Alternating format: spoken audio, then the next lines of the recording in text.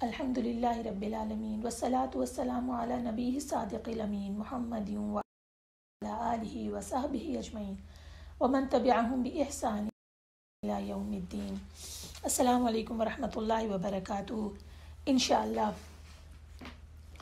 آج ہم سورہ العنکبوت جو کہ 29 سورت قرآن کی اس کا مطالعہ کریں گے۔ اعوذ باللہ من الشیطان الرجیم، بسم اللہ الرحمن الرحیم۔ اس سورہ کا نام العنکبوت ہے اور اس کا زمانہ نزول لکھا ہوا ہے کہ ہجرت حبشہ سے کچھ پہلے نازل ہوئی، یعنی ابھی مدینہ کی ہجرت نہیں ہوئی تھی اور یہ مکی سورت ہے، ہجرت حبشہ سے پہلے یہ نازل ہوئی۔ اس کے موضوع اور مضامین کے بارے میں لکھا ہے کہ سورت پڑھتے ہوئے محسوس ہوتا ہے کہ اس کے نزول کا زمانہ مکہ مکرمہ میں وہ زمانہ تھا جب مسلمانوں پہ بڑے بڑے مصائب ٹوٹ رہے تھے، کفار کی طرف سے اسلام کی مخالفت پورے زور و شور سے تھی اور ایمان لانے والے سخت ظلم و ستم کا شکار تھے۔ اللہ تعالیٰ نے اس حالات میں صورت نازل کی۔ اس میں ایک طرف مومنین کو عزم، ہمت اور استقامت پیدا کرنے کے لیے کہا گیا اور دوسری طرف کفار مکہ کو بھی اس میں سخت تنبیہ کی گئی ہے کہ وہ اس انجام کو دعوت نہ دیں جو کہ ہر زمانے کے انبیاء کے جو دور کے لوگ ہوا کرتے تھے، انبیاء کے ساتھ عداوت کرتے تھے تو ان کا جو انجام ہوتا تھا ایسے انجام کو دعوت نہ دیں۔ پھر اس میں اس زمانے میں نوجوانوں کو یہ صورتحال بھی پیش آ رہی تھی کہ جو اسلام لے آتے تھے تو ان کے گھر والوں کی طرف سے بڑا شدید دباؤ ڈالا جاتا تھا۔ مثلا ان کے والدین ان پر زور ڈالتے تھے کہ تم رسول اللہ صلی اللہ علیہ وسلم کا ساتھ چھوڑ دو اور ہمارے دین پر آ جاؤ۔ اس کتاب کو جسے تم پڑھتے ہو اس میں بھی یہی لکھا ہوا ہے کہ ماں باپ کا بہت زیادہ حق ہے، تو جو کچھ ہم کہتے ہیں اسے مان لو۔ اس بات کا جواب 8ویں آیت میں دیا گیا ہے، ہم اسے پڑھیں گے۔ اور اس کے بعد جو لوگ ایمان لے آتے تھے ان کے قبیلے کے لوگ کہا کرتے تھے کہ تم ہماری بات مان لو، جب تم سے سوال جواب ہوگا اس وقت ہم تمہاری طرف سے سارے گناہ اپنے سر پہ لے لیں گے، ہم کہہ دیں گے کہ ہم نے تو ان کو زبردستی اس کام کے لیے مجبور کر دیا تھا۔ اس بات کا جواب بھی آیات میں دیا گیا ہے۔ پھر اس کے بعد پچھلے انبیاء کی ذکر آیا ہے کہ ان پر کیسی کیسی سختیاں گزریں، کیسی کیسی آزمائشیں آئیں، کتنی مدت تک وہ ستائے گئے، لیکن آخرکار اللہ کی طرف سے ان کی مدد ہوئی۔ لہٰذا اہل ایمان کو تسلی دی گئی ہے کہ گھبراؤ نہیں، اللہ کی مدد ضرور آئے گی، مگر آزمائش کا ایک دور بھی گزرے گا۔ اور پھر مسلمانوں کو یہ بھی ہدایت کی گئی کہ اگر ظلم و ستم تمہارے لیے ناقابل برداشت ہو جائے تو ایمان چھوڑ دینے کے بجائے گھر باہر چھوڑ کے نکل جانا۔ اللہ کی زمین وسیع ہے، جہاں پر تم اللہ کی بندگی کر سکو وہاں چلے جانا۔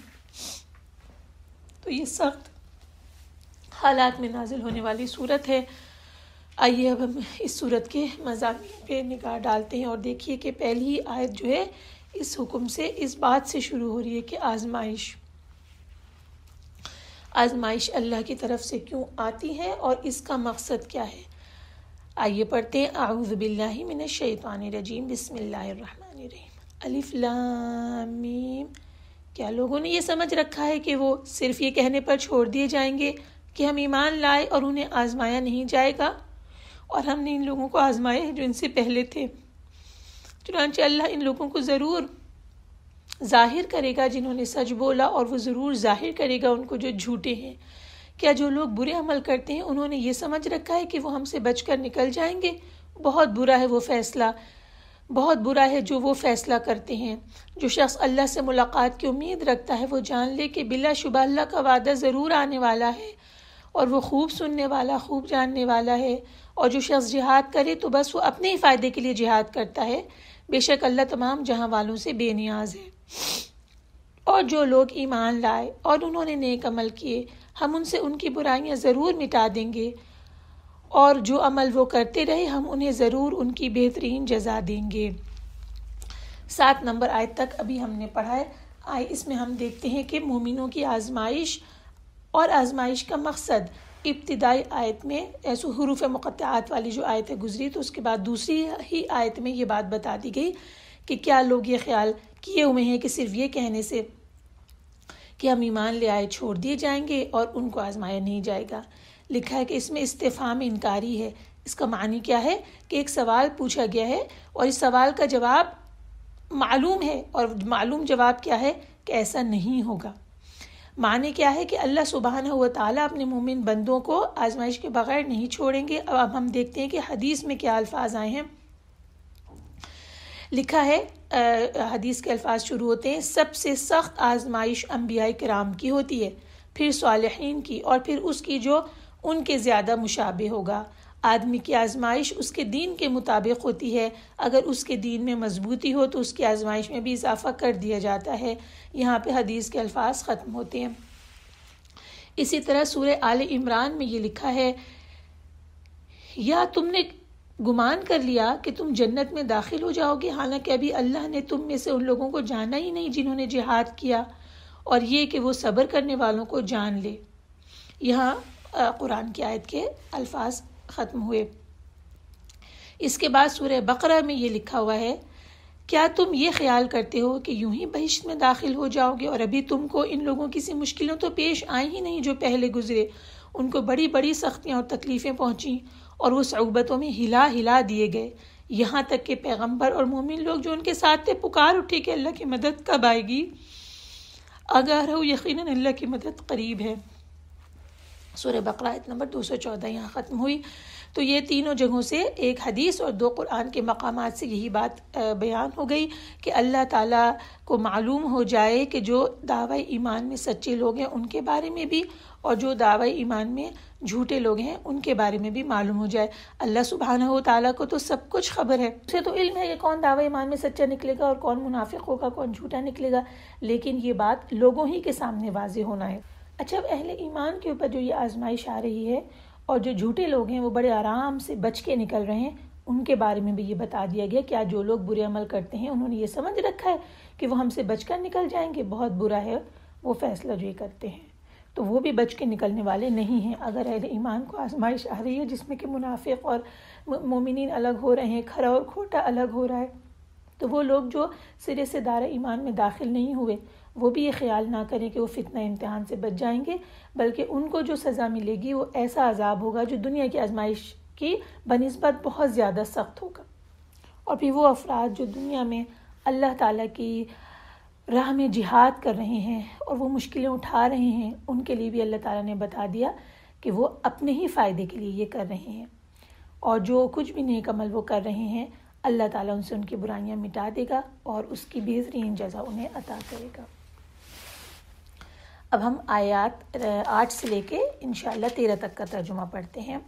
بسم اللہ الرحمن الرحیم۔ اور ہم نے انسان کو اپنے والدین سے نیک سلوک کرنے کی وصیت کی، اور اگر وہ دونوں تجھ پہ دباؤ ڈالیں کہ تو میرے ساتھ اس چیز کو شریک ٹھہرائے جس کا تجھے علم نہیں، تو ان دونوں کی اطاعت نہ کرنا، میری ہی طرف تمہیں لوٹ کر آنا ہے، پھر میں تمہیں بتاؤں گا جو کچھ تم عمل کرتے تھے۔ اور جو لوگ ایمان لائے اور انہوں نے نیک عمل کیے، ہم انہیں نیک لوگوں میں ضرور داخل کریں گے۔ اور لوگوں میں سے بعض وہ ہیں جو کہتے ہیں کہ ہم اللہ پر ایمان لائے، پھر جب اللہ کی راہ میں انہیں ایذا دی جاتی ہے تو وہ لوگوں کے ستانے کو اللہ کے عذاب کے برابر ٹھہراتے ہیں، اور اگر آپ کے رب کی طرف سے مدد آ جائے تو وہ ضرور کہیں گے بے شک ہم تمہارے ساتھ تھے۔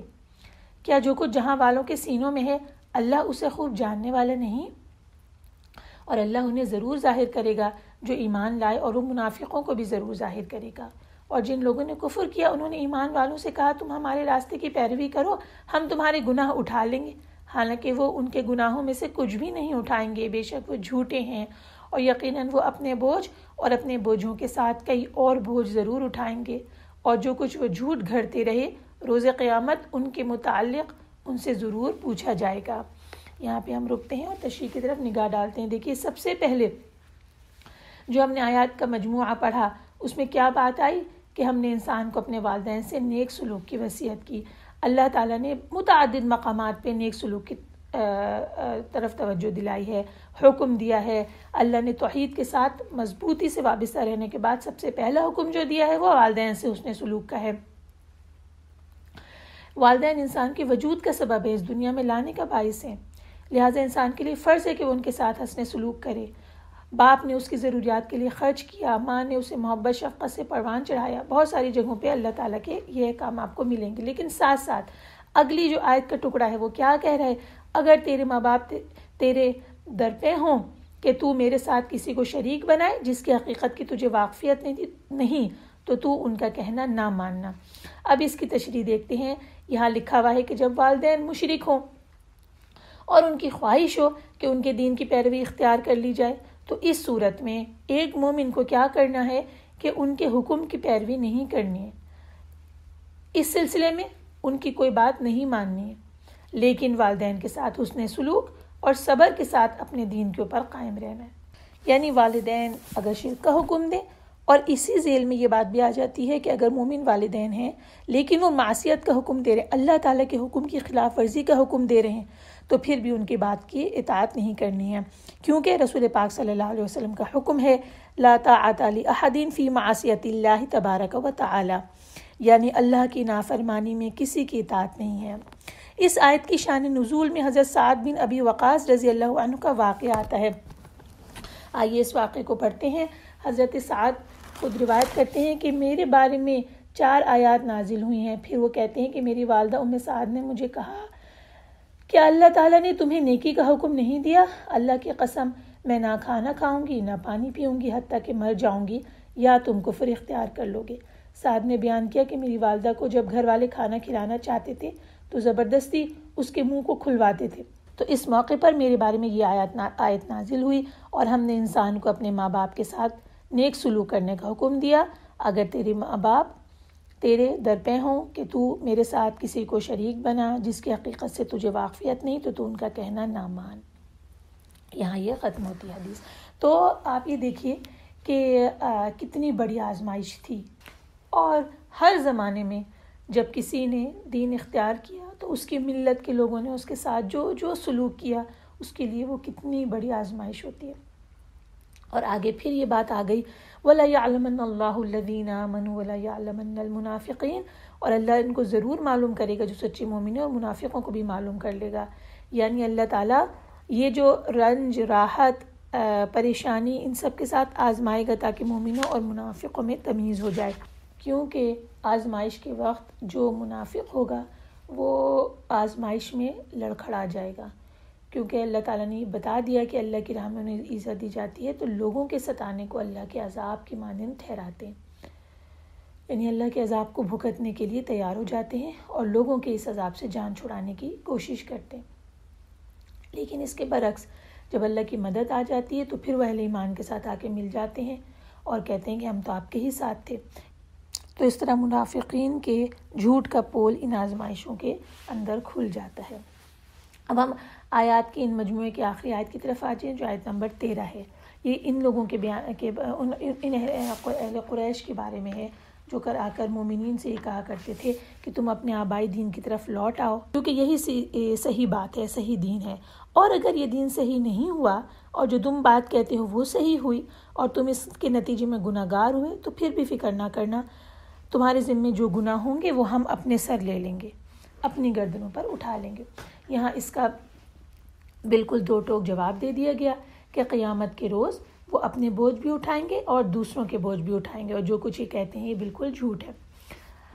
اس کے بارے میں ہم پڑھتے ہیں، صحیح حدیث ہے جس میں بیان کیا گیا ہے جو شخص ہدایت کی طرف دعوت دے اسے ان لوگوں کے اجر و ثواب کے مثل اجر ملے گا جو اس کی اتباع کریں گے، اور اتباع کرنے والوں کے اجر میں بھی کوئی کمی نہیں کی جائے گی، اور جو شخص گمراہی کی طرف دعوت دے اسے ان لوگوں کے گناہوں کے مثل گناہ ہوگا جو اس گمراہی پر عمل کریں گے، اور عمل کرنے والوں کے گناہ میں بھی کوئی کمی نہیں کی جائے گی۔ حدیث کے الفاظ یہاں ختم ہوئے۔ اور اسی طرح حدیث ہے کہ جو شخص بھی ظلم سے قتل کیا جائے گا تو اس کے گناہ میں آدم کے پہلے بیٹے کو بھی حصہ ملے گا، کیونکہ اس نے قتل کا طریقہ جاری کیا ہے۔ حدیث کے الفاظ یہاں ختم ہوئے۔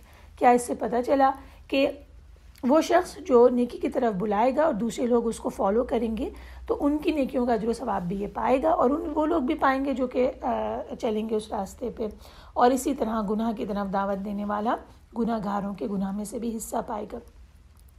لہٰذا یہ اپنے بوجھ بھی اٹھائیں گے اور جن لوگوں کو انہوں نے گمراہ کیا تھا ان کے بوجھ بھی یہ وہاں پر اٹھائیں گے، اور کہہ یہ رہے ہیں کہ تم فکر نہ کرو، ہم تمہارے بوجھ بھی اپنے سر اٹھا لیں گے اور تم چھٹ جاؤ گے۔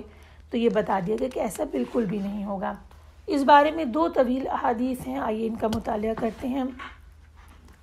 بسم اللہ الرحمن الرحیم۔ حدیث کے الفاظ شروع ہوئے، اپنے آپ کو ظلم سے بچاؤ، بے شک اللہ تعالیٰ روز قیامت قسم کھائے گا، چنانچہ ارشاد فرمائے گا، مجھے اپنی عزت و جلال کی قسم، آج ظلم مجھ سے بچ نہ سکے گا، پھر ایک اعلان کرنے والا یہ اعلان کرے گا کہ فلاں ابن فلاں کہاں ہے، وہ آئے گا تو اس کے پیچھے پہاڑوں جیسی نیکیاں آ رہی ہوں گی، لوگ آنکھیں اٹھا اٹھا کر ان کی طرف دیکھیں گے حتیٰ کہ وہ اللہ عز و جل کے سامنے کھڑا ہو جائے گا، تو منادی کو حکم دے گا اور وہ یہ اعلان کرے گا کہ جس کا فلاں ابن فلاں پر کوئی حق ہے یا اس نے کسی پر ظلم کیا ہے تو وہ آ جائے۔ لوگ آ کر جمع ہوتے چلے جائیں گے اور رحمان عز و جل کے سامنے کھڑے ہو جائیں گے۔ رحمان فرمائے گا میرے بندے کی طرف سے ادا کر دو۔ وہ کہیں گے کہ ہم اس کی طرف سے کیسے ادا کریں؟ اللہ تعالیٰ فرمائے گا کہ اس کی نیکیاں لے کر ان کو دے دو۔ فرشتے اس کی نیکیاں لے کر ان حقداروں کو دینا شروع کر دیں گے حتیٰ کہ اس کی نیکیاں نہ بچیں گی۔ جبکہ مظلوم ابھی باقی ہوں گے، اللہ تعالیٰ فرمائیں گے کہ میرے بندے کی طرف سے ادا کرو، تو فرشتے کہیں گے کہ اس کی طرف تو ایک بھی نیکی نہیں بچی۔ اللہ تعالیٰ فرمائے گا کہ ان حقداروں کے گناہ لے کر اس پر ڈال دو۔ پھر نبی کریم صلی اللہ علیہ وسلم نے اس آیت کریمہ کی تلاوت کی جو ابھی ہم نے پڑھی، وَلَا يَحْمِلُنَّ أَثْقَالَهُمْ وَأَثْقَالًا مَعَ أَثْقَالِهِمْ، جس کا ترجمہ ہے اور یقیناً وہ اپنے بوجھ بھی اٹھائیں گے اور اپنے بوجھوں کے ساتھ اور لوگوں کے بوجھ بھی، اور جو بہتان وہ باندھتے رہے قیامت کے دن ان کے متعلق ان سے ضرور پرسش ہوگی۔ یہاں حدیث کے الفاظ ختم ہوتے ہیں۔ تو یہاں پتہ چلا کہ گناہ گار کے ظلم کرنے والا شخص جو ہے اس کے ذمے بھی مظلوموں کے گناہ اس کے سر ڈالے جائیں گے اور انہیں بھی وہ بھگتے گا۔ اس کے بعد صحیح مسلم میں حدیث لکھی گئی ہے، اس کے الفاظ ہیں بسم اللہ الرحمن الرحیم، یقیناً میری امت میں سے مفلس وہ شخص ہے جو قیامت کے دن صلاۃ، روزے اور زکوٰۃ سمیت حاصل ہوگا جبکہ اس نے کسی کو گالی دی ہے، کسی پہ بہتان باندھا ہے، کسی کا مال کھایا ہے، کسی کا خون بہایا ہے اور کسی کو مارا ہے۔ چنانچہ اس مظلوم کو اس کی نیکیوں میں سے کچھ دیا جائے گا اور اس کو بھی اس کی نیکیوں میں سے دیا جائے گا۔ پس اگر اس عائد شدہ حقوق کی مکمل ادائیگی ہونے سے پہلے اس کی نیکیاں ختم ہو گئیں تو ان مظلومین کے گناہ لے کر اس پر ڈال دیے جائیں گے، پھر اسے آگ میں پھینک دیا جائے گا۔ حدیث کے الفاظ یہاں ختم ہوتے ہیں۔ آئیے ان آیات کے ذیل میں ہم نے جو احکامات پڑھے اس کا ذرا خلاصہ دیکھ لیتے ہیں۔ پہلی بات تو یہ کہ قیامت کے دن ایسا ہوگا کہ وہاں کوئی کسی کا بوجھ نہیں اٹھائے گا، وَلَا تَزِرُ وَازِرَةٌ وِزْرَ أُخْرَىٰ، یعنی ایک دوست دوسرے دوست کو پوچھے گا ہی نہیں، چاہے ان کے درمیان کتنی گہری دوستی ہو۔ تو جانتے بوجھتے ہوئے کوئی شخص بھی کسی کا بوجھ نہیں اٹھا سکتا، اپنی مرضی سے کسی کا بوجھ نہیں اٹھا سکتا، اپنے سر کسی کی ذمہ داری نہیں لے سکتا، کسی کا گناہ نہیں لے سکتا۔ ایک بات یہ ہو گئی۔ دوسری بات یہ ہو گئی کہ جو کفر کی رستے کی طرف بلا کے گئے ہیں، جو ضلالت کی رستے کی طرف لوگوں کو بلا کے گئے ہیں، گناہوں کی طرف لوگوں کو بلا کے گئے ہیں، تو جن جن لوگوں نے ان کی بات سنی اور ان کے پیچھے چلے تو یہ اپنے بھی گناہ اٹھائیں گے اور دوسرے جو گناہ گار ان کے پیچھے آئے ان کے گناہوں کو بھی اٹھائیں گے، یعنی اللہ تعالیٰ ان کے اوپر ڈال دیں گے وہ بوجھ، اور جبکہ وہ گناہ گار بھی اپنے بوجھ اٹھائیں گے، ان کی طرف سے وہ مائنس نہیں ہو جائے گا، کیونکہ عمل تو انہوں نے خود ہی کیا تھا۔ بے شک کسی کی دعوت سے وہ برائی کے راستے پہ چلے تھے، لیکن اپنی پوری کنوکشن کے ساتھ چلے تھے، لہٰذا وہ پیروکار جو ہیں وہ بھی گناہ کا بوجھ اٹھائیں گے، اور جو ان کے لیڈرز ہیں جنہوں نے بلایا وہ اس سے زیادہ اٹھائیں گے۔ اور اس کے بعد ظالم جو وہاں پر پہنچا ہے وہ ان تمام مظلوموں میں اس کی نیکیاں بانٹ دی جائیں گی، اور اگر پھر بھی بچا ہوگا تو پھر حساب بچا ہوگا تو پھر ان کی جو گناہ ہیں وہ اس ظالم کے سر کے اوپر ڈالے جائیں گے۔ اللہ تعالیٰ ہم سب پہ اپنا رحم فرمائے، اپنی رحمت سے ہمیں جنت عطا فرما دے، آمین۔ اب آیات کے اگلے مجموعے کی طرف چلتے ہیں، اور اس میں ایک کے بعد دیگر انبیاء کرام کا ذکر آئے گا جنہوں نے اپنی قوم کو ایک عرصے تک دعوت دی اور اس کے جواب میں قوم نے کیا جواب دیا اور اس کا کیا انجام ہوا۔ بسم اللہ الرحمن الرحیم۔ اور بلا شبہ ہم نے نوح کو اس کی قوم کی طرف بھیجا، چنانچہ وہ ان میں 50 کم 1000 سال رہا، پھر انہیں طوفان نے اس حال میں پکڑ لیا کہ وہ ظالم تھے، پھر ہم نے اسے اور کشتی والوں کو نجات دی اور ہم نے اس کشتی کو دنیا والوں کے لیے عظیم نشانی بنا دیا۔ اور ہم نے ابراہیم کو بھیجا جب اس نے اپنی قوم سے کہا تم اللہ کی عبادت کرو اور اس سے ڈرو، اگر تم جانتے ہو تو یہ تمہارے لیے بہت بہتر ہے، تم تو اللہ کے سوا بتوں ہی کی عبادت کرتے ہو اور تم جھوٹ گھڑتے ہو، بلا شبہ اللہ کے سوا جن کی تم عبادت کرتے ہو تمہارے لیے رزق اختیار نہیں رکھتے، لہٰذا تم اللہ کے ہاں رزق تلاش کرو اور تم اسی کی عبادت کرو اور تم اسی کا شکر کرو اور تم اسی کی طرف لوٹائے جاؤ گے۔ اور اگر تم جھٹلاؤ تو تم سے پہلے کئی امتوں نے جھٹلایا ہے، اور رسول کا کام تو صرف کھول کر پہنچا دینا ہے۔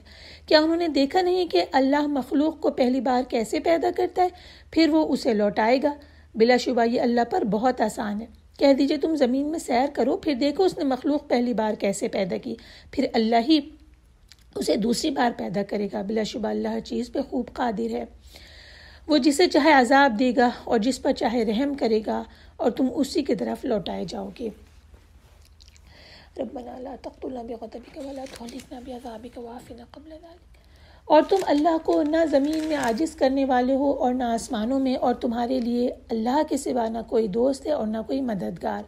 اور جن لوگوں نے اللہ کی آیات اور اس کی ملاقات کا انکار کیا، وہی لوگ میری رحمت سے نا امید ہو چکے ہیں اور انہی کے لیے دردناک عذاب ہے۔ پھر ابراہیم کی قوم کا جواب بس یہی تھا کہ انہوں نے کہا اسے قتل کر دو یا اسے جلا دو۔ پھر اللہ نے اسے آگ سے نجات دی، بے شک اس میں ایمان لانے والے لوگوں کے لیے نشانیاں ہیں۔ اور ابراہیم نے کہا تم نے اللہ کے سوا جن بتوں کو معبود ٹھہرا لیا ہے تو یہ محض تمہاری آپس کی دنیا کی دوستی کی وجہ سے ہے، پھر روز قیامت تم میں سے ایک دوسرے کا انکار کر دے گا اور تم میں سے ایک دوسرے پہ لعنت بھیجے گا، اور تمہارا ٹھکانہ آگ ہے اور تمہارے لیے کوئی مددگار نہیں ہوگا۔ پھر ابراہیم پر لوط ایمان لایا، اور ابراہیم نے کہا بے شک میں اپنے رب کی طرف ہجرت کرنے والا ہوں، بلا شبہ وہ نہایت غالب خوب حکمت والا ہے۔ اور ہم نے اسے اسحاق اور یعقوب دیے اور اس کی اولاد میں نبوت اور کتاب رکھ دی، اور ہم نے اسے اس کا اجر دنیا میں بھی دیا، اور بلا شبہ وہ آخرت میں صالح لوگوں میں سے ہوگا۔ اور ہم نے بھیجا لوط کو جب اس نے اپنی قوم سے کہا بے شک تم ایسی فحاشی پر اتر آئے ہو جو تم سے پہلے دنیا میں کسی نے بھی نہیں کی۔ کیا تم لوگ مردوں کے پاس جنسی تسکین کے لیے آتے ہو اور تم راستے کاٹتے ہو اور تم اپنی مجلسوں میں برے کام کرتے ہو؟ پھر ان کی قوم کا جواب بس یہی تھا کہ انہوں نے کہا اگر تو سچوں میں سے ہے تو اللہ کا عذاب لیا۔ لوط نے کہا اے میرے رب فسادی لوگوں کے مقابلے میں میری مدد فرما۔ اور جب ہمارے قاصد فرشتے ابراہیم کے پاس بشارت لے کر آئے تو انہوں نے کہا بے شک ہم اس بستی یعنی سدوم والوں کو ہلاک کرنے والے ہیں، بلا شبہ اس بستی والے ظالم ہیں۔ ابراہیم نے کہا بے شک اس میں تو لوط بھی ہے۔ انہوں نے کہا ہم خوب جانتے ہیں جو کوئی اس میں ہے، یقیناً ہم اسے اور اس کے گھر والوں کو بچا لیں گے، سوائے اس کی بیوی کے وہ پیچھے رہ جانے والوں میں سے ہوگی۔ اور جب ہمارے قاصد لوط کے پاس آئے تو وہ ان کے آنے پر غمزدہ ہوا اور ان کی وجہ سے اس کا سینہ تنگ ہوا، اور فرشتوں نے کہا تو مت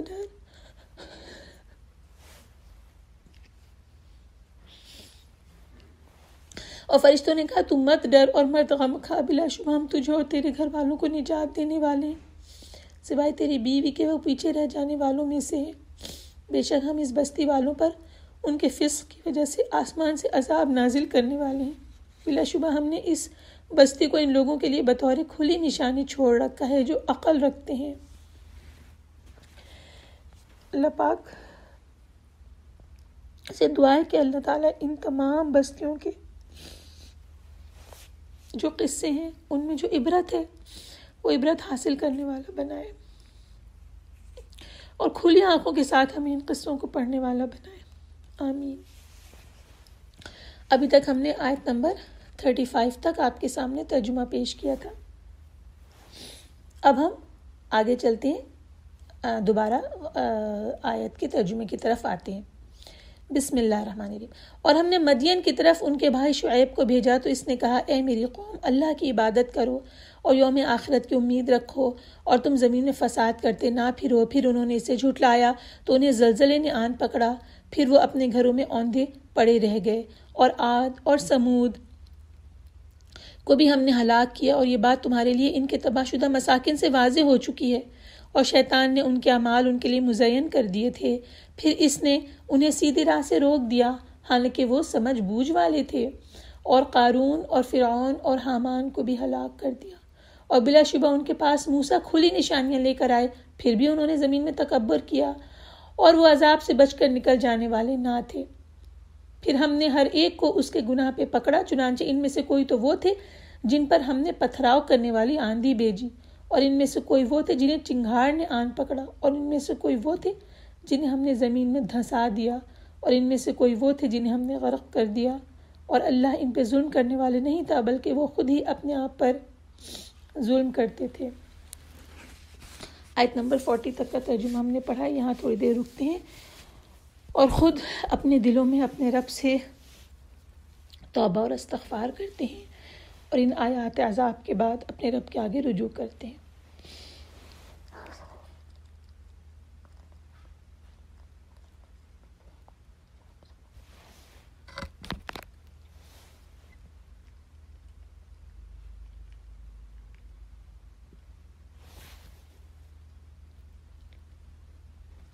بسم اللہ الرحمن الرحیم۔ ان لوگوں کی مثال جنہوں نے اللہ کے سوا کارساز بنائے مکڑی کی سی ہے کہ اس نے ایک گھر بنایا، اور بے شک گھروں میں سب سے کمزور مکڑی کا گھر ہے، کاش وہ جانتے ہوتے۔ بلا شبہ اللہ جانتا ہے ان چیزوں کو جنہیں وہ اللہ کے سوا پکارتے ہیں، اور وہ نہایت غالب خوب حکمت والا ہے۔ یہ مثالیں ہم لوگوں کو سمجھانے کے لیے بیان کرتے ہیں اور انہیں بس علم والے ہی سمجھتے ہیں۔ اللہ نے زمین اور آسمان حق کے ساتھ پیدا کیے ہیں، بلا شبہ اس میں مومنوں کے لیے عظیم نشانی ہے۔ آئیے دیکھتے ہیں کہ ان آیات میں بیت العنکبوت کی مثال آئی ہے۔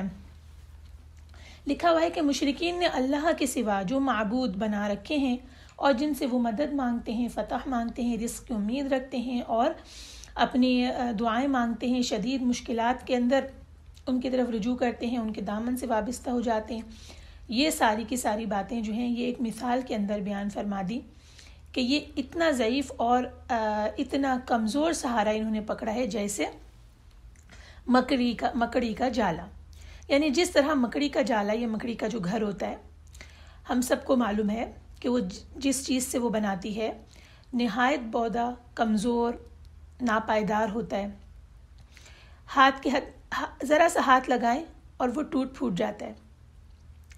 اللہ کے سوا دوسروں کو جو اپنا معبود بنا رہے ہیں وہ بھی بالکل اسی طرح ایک مکڑی کا گھر بنا رہے ہیں، بالکل بے فائدہ ہے، وہ کسی کے بھی کام نہیں آ سکتے۔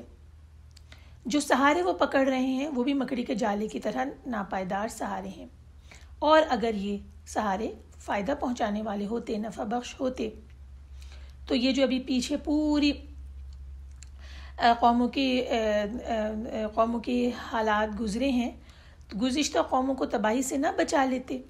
جن قوموں کے اوپر تباہی آئی انہوں نے بھی اسی طرح بیت العنکبوت بنا رکھے تھے، جھوٹے سہارے پکڑ رکھے تھے، جھوٹے معبود بنا رکھے تھے، ان کو تباہی سے یہ نہ بچا سکے، دنیا نے دیکھ لیا کہ وہ نہ بچا سکے۔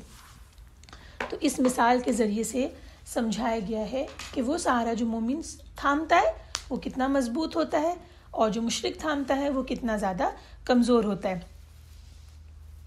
اور کہہ رہے ہیں کہ اگر انہیں اس بات کا علم ہو جائے، واقعی ان کی سمجھ میں آ جائے اس مثال کے ذریعے کہ کتنا یہ کمزور سہارا ہے، تو پھر وہ اللہ کے سوا کسی کو دوست نہ بنائے۔ اور ایک مومن جو اللہ تعالیٰ کی ذات سے وابستہ ہوتا ہے وہ ایک مضبوط رسی کو تھام لیتا ہے، وہ ایک ایسی رسی کو تھامتا ہے جو کبھی ٹوٹنے والی نہیں ہے۔ اور یہ مثالیں اللہ نے اس لیے بیان کی ہیں کہ عقل حاصل کی جائے۔ اور یہاں جو بات آئی کہ یہ مثالیں ہم لوگوں کے سمجھانے کے لیے بیان کرتے ہیں، وَمَا يَعْقِلُهَا إِلَّا الْعَالِمُونَ، اور انہیں تو اہل دانش ہی سمجھتے ہیں، اہل علم ہی سمجھتے ہیں، یعنی وہی لوگ سمجھتے ہیں جن کو علم میں اللہ تعالیٰ نے پختہ کیا ہے۔ لکھا ہے کہ امام ابو حاتم نے عمر بن مرہ سے روایت کیا، وہ کہتے ہیں کہ میں جب کتاب اللہ کی کسی ایسی آیت کے پاس سے گزرتا ہوں جو میری سمجھ میں نہ آئے تو میں غمگین ہو جاتا ہوں، کیونکہ مجھے اللہ تعالیٰ کا یہ ارشاد یاد آ جاتا ہے کہ یہ مثالیں ہم لوگوں کے سمجھانے کے لیے بیان کرتے ہیں اور انہیں عالمون، اہل دانش ہی سمجھتے ہیں۔ تو جب وہ غمگین ہوتے تھے تو اس لیے ہوتے تھے کہ مجھے اللہ تعالیٰ نے ان اہل دانش میں نہیں شامل کیا، ورنہ میں ضرور اسے سمجھ لیتا۔ ہم اللہ تعالیٰ سے دعا کرتے ہیں کہ اللہ تعالیٰ ان مثالوں کے ذریعے سے جو بات سمجھائی گئی ہے وہ ہمارے دل و دماغ میں اتر جائے، اور اس کے ذریعے سے ہمیں وہ علم حاصل ہو جو ہمارے عمل میں تبدیلی کا باعث بن جائے۔ آمین۔ اب ہم جو 21واں پارہ ہے اسے شروع کر رہے ہیں، اتلو ما اوحیا، اور یہ آیت نمبر 45 سے چلیں گے۔ بسم اللہ الرحمن الرحیم۔ اے نبی صلی اللہ علیہ وسلم، اس کتاب کی تلاوت کیجئے جو آپ کی طرف وحی کی گئی ہے، اور صلاۃ قائم کیجئے، یقیناً صلاۃ بے حیائی اور برے کاموں سے روکتی ہے، اور بلا شبہ اللہ کا ذکر تو سب سے بڑی چیز ہے، اور اللہ جانتا ہے جو کچھ تم کرتے ہو۔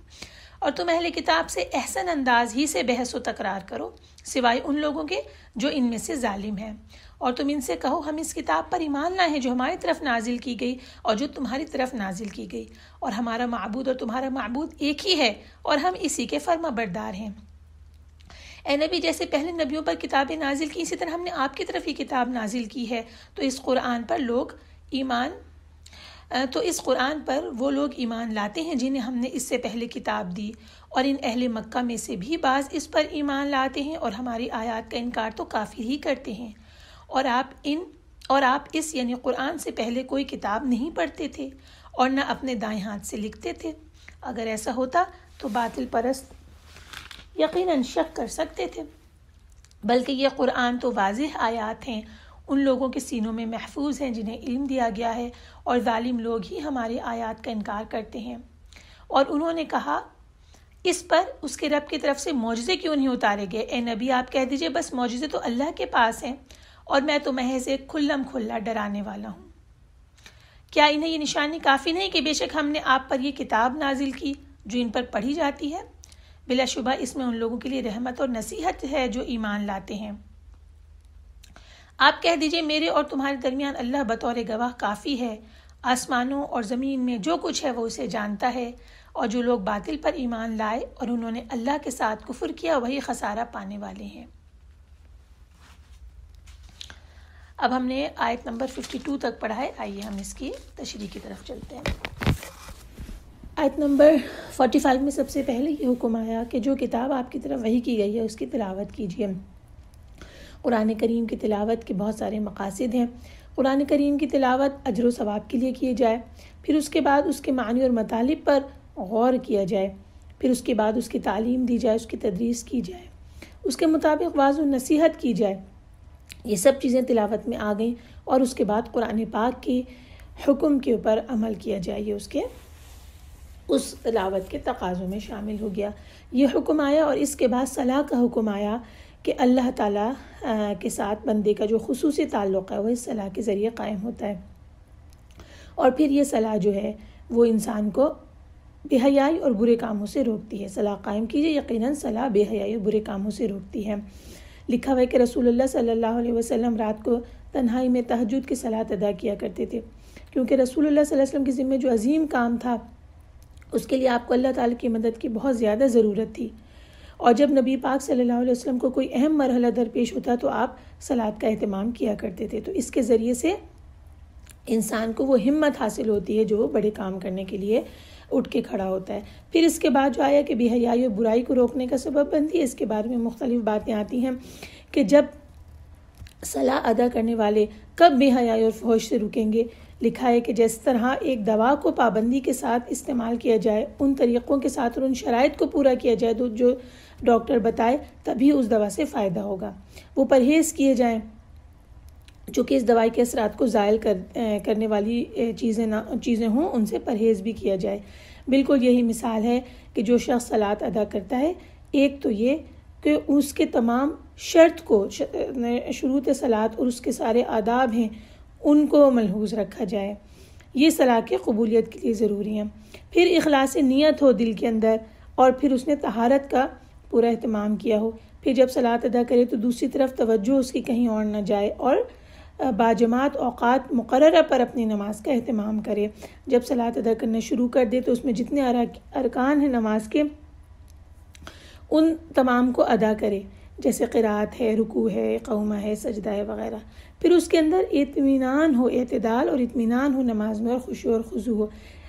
یہ ساری کی ساری چیزیں صلاۃ کے لیے ضروری ہیں، اور اس کے ساتھ ساتھ لکھا ہوا ہے کہ رزق کے حلال کا بھی اہتمام کرے۔ یعنی اگر کوئی شخص بہت 5 وقت کا پکا نمازی ہے، لیکن اس کے ساتھ ساتھ وہ ان چیزوں سے پرہیز نہیں کر رہا جس سے بچنے کا اللہ تعالیٰ نے کہا ہے، تو پھر اس کی صلاح اس کے لیے بے حیائی اور برائی اور فحش سے روکنے کا باعث نہیں بنے گی۔ بڑی اہم باتیں۔ اور اس کے بعد کہا گیا بے شک اللہ کا ذکر بہت بڑی چیز ہے۔ لکھا ہے کہ بے حیائی اور برائی سے روکنے میں اللہ کا ذکر اقامت صلاۃ سے زیادہ مؤثر ہے۔ اقامت صلاۃ وہ عمل ہے جس میں جب انسان صلاۃ ادا کر رہا ہوتا ہے اس وقت وہ اللہ تعالیٰ کی طرف متوجہ ہوتا ہے، جب تک نماز میں ہوتا ہے، اور جب نماز ختم ہو جاتی ہے تو اس کے بعد پھر وہ دنیا کی طرف متوجہ ہو جاتا ہے۔ لیکن اگر وہ شخص اللہ تعالیٰ کا ذکر کرنے کا عادی ہو تو پھر اللہ تعالیٰ کا ذکر اسے اللہ سے قریب رکھتا ہے، اور پھر جو تاثیر ہے صلاح کی وہ صلاح کے بعد بھی قائم رہتی ہے، اور انسان برائی سے اللہ کی مدد سے رکا رہتا ہے۔ اللہ تعالیٰ ہمیں اس طرح ذکر کرنے والا بنائے۔ اس کے بعد کیا حکم آ رہا ہے کہ مجادلہ کرو، یعنی کہ جب کوئی شخص یہ ارادہ کرے کہ اہل کتاب کو کے ساتھ گفتگو کرنی ہے، انہیں دین کی دعوت دینی ہے، یا ان کے ساتھ کسی معاملے میں یعنی کنٹراڈکشن آ گیا، تو اب بات چیت کس طرح کی جائے گی۔ اللہ تعالیٰ نے یہاں پہ بہت کلیئرلی بتا دیا کس طرح بات چیت کرنی ہے۔ وَلَا تُجَادِلُوا أَهْلَ الْكِتَابِ إِلَّا بِالَّتِي هِيَ أَحْسَنُ۔ دوسری جگہ قرآن میں سورہ النحل میں فرمایا کہ اے پیغمبر آپ لوگوں کو دانش اور اچھی نصیحت سے اپنے پروردگار کے راستے کی طرف بلائیں، اور بہت ہی اچھے طریقے سے ان سے بحث کریں۔ جو اس کے راستے سے بھٹک گیا آپ کا پروردگار اسے بھی خوب جانتا ہے، اور جو راستے پہ چلنے والے ان سے بھی خوب واقف ہے۔ آیت کا ترجمہ ختم ہوا۔ تو یہاں ہمیں پتہ چلا دونوں جگہوں سے کہ اللہ تعالیٰ کے دین کی طرف کیسے بلانا ہے، عمدہ نصیحت کے ساتھ بہترین بات چیت کے ذریعے سے بلانا ہے، اور اگر بحث و مباحثہ ہو جائے تو اس میں تیزی نہیں آنی چاہیے، گفتگو میں تلخی نہیں آنی چاہیے، بلکہ نرم لہجے کے ساتھ گفتگو اختیار کی جائے۔ استثناء کس کے لیے ہے، یعنی کہ ایکسیپشن یہ ہے کہ وہ لوگ اہل کتاب میں سے جو کہ ظلموا منہم کا مصداق وہ اہل کتاب ہیں جو مسلمانوں کے خلاف جارحانہ عزائم رکھتے ہیں، یعنی کہ لڑائی پر آمادہ ہیں، جدال اور قتال کے اوپر آمادہ ہیں، لڑنے کے اوپر آمادہ ہیں۔ اگر ایسا ہے تو پھر مسلمانوں کو بھی اجازت ہے کہ وہ بے شک اہل کتاب ہی ہوں، لیکن ان کے ساتھ پھر وہ لڑائی کریں گے، یا ان کے ساتھ سختی کا برتاؤ کرنے کی ضرورت پیش آئے گی تو پھر ان کے ساتھ سختی کا برتاؤ کریں گے۔ آیت نمبر 53 سے آگے پڑھنا شروع کرتے۔ بسم اللہ الرحمن الرحیم۔ اور یہ لوگ آپ سے جلد عذاب مانگتے ہیں، اور اگر عذاب کا وقت مقرر نہ ہوتا تو انہیں عذاب ضرور آ لیتا، اور یقیناً وہ انہیں اچانک ہی آ لے گا اور انہیں خبر تک نہ ہوگی۔ یہ لوگ آپ سے جلد عذاب مانگ رہے ہیں، اور بلا شبہ جہنم کافروں کو گھیرے ہوئے ہے۔ اس دن ان کے اوپر سے اور ان کے پاؤں کے نیچے سے عذاب انہیں ڈھانپ لے گا، اور اللہ فرمائے گا جو کچھ تم کرتے تھے اس کا مزہ چکھو۔ اے میرے بندو جو ایمان لائے ہو، بلا شبہ میری زمین وسیع ہے تو تم میری ہی عبادت کرو۔ ہر جاندار موت کا مزہ چکھنے والا ہے، پھر تم ہماری ہی طرف لوٹائے جاؤ گے۔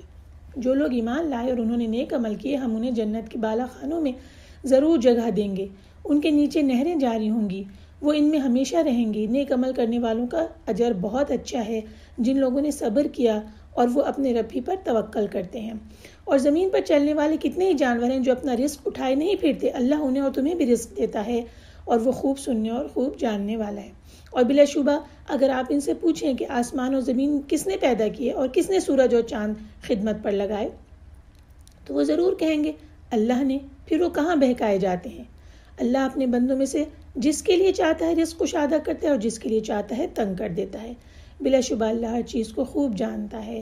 اور البتہ اگر آپ ان سے پوچھیں کہ کس نے آسمان سے پانی نازل کیا، پھر کس نے زمین کی موت کے بعد اس پانی سے اسے زندہ کیا، تو وہ ضرور کہیں گے اللہ نے۔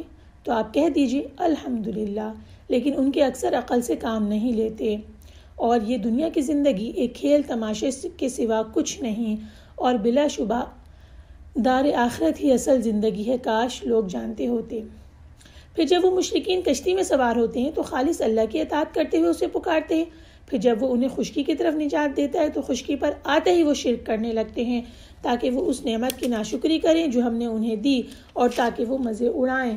پھر جلد وہ اس کا انجام جان لیں گے۔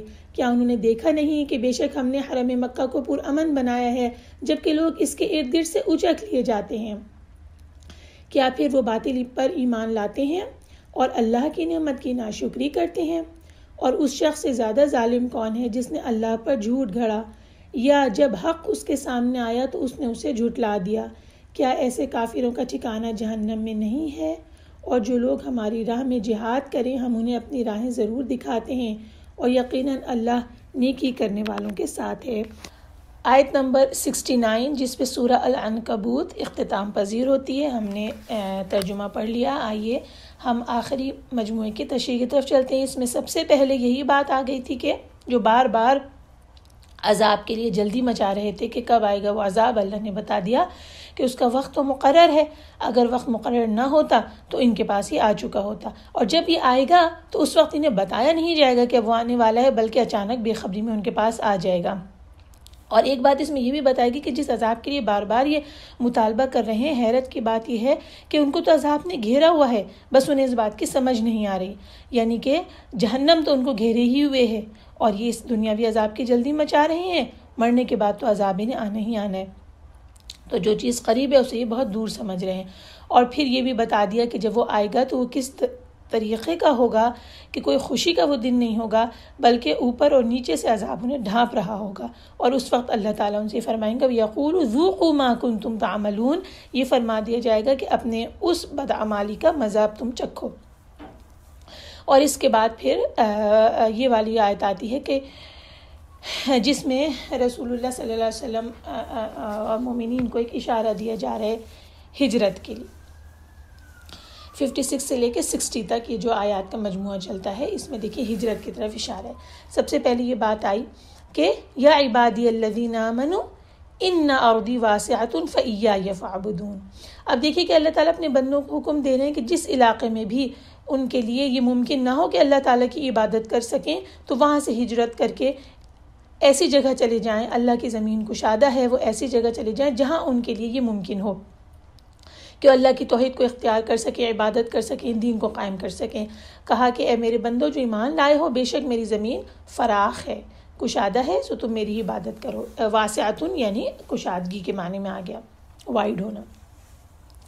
اچھا, یہی وجہ ہے کہ مکے میں جو کمزور مسلمان جب بہت زیادہ ان کو کافروں کی طرف سے تکلیف پہنچی اور زمین یہاں تک کہ تنگ ہو گئی, ان کے لیے توحید پہ قائم رہنا اور عبادت کرنا مشکل ہو گیا, نبی پاک صلی اللہ علیہ وسلم کے حکم سے وہ حبشہ ہجرت کر گئے تاکہ وہ اپنے دین کو محفوظ رکھ سکیں. وہاں پر انہیں بہترین مہمان نوازی ہوئی, اچھا ٹھکانہ ملا, اور اللہ تعالیٰ نے ان کو کشادگی واقعتاً عطا بھی کر دی. اور اس کے بعد پھر کچھ عرصے کے بعد رسول اللہ صلی اللہ علیہ وسلم باقی صحابہ کرام بھی یثرب کی طرف یعنی مدینہ کی طرف ہجرت کر گئے. تو یہاں پر یہ اشارہ ملتا ہے ہجرت کے لیے, اور اس کے بعد ہجرت حبشہ پیش آئی تھی.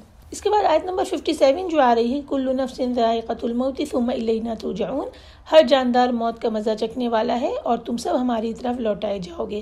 تو اس میں بھی اگر آپ ہجرت کے تسلسل میں دیکھیں کہ یہ بڑا مشکل معاملہ تھا اس وقت, کہ سب سے پہلی ہجرت جب پیش آنی تھی. یہاں اللہ تعالیٰ نے ایک کے بعد ایک تسلیاں دی ہیں کہ اگر جو شخص ہجرت کرے گا تب بھی, اور جو نہ کرے گا تب بھی موت تو آنی ہی ہے. یعنی وطن کا, رشتہ داروں کا, دوست احباب کا چھوڑنا بہت مشکل ہوتا ہے, اس میں کوئی شک و شبہ نہیں ہے. لیکن اگر اللہ کی اطاعت کرتے ہوئے موت آئے گی تو اللہ کی طرف لوٹائے جائیں گے, اور جہاں بھی ہوں گے آپ کو موت آ جائے گی. لیکن اگر اللہ کی عبادت کرتے ہوئے مریں گے تو پھر کیا انجام ہوگا؟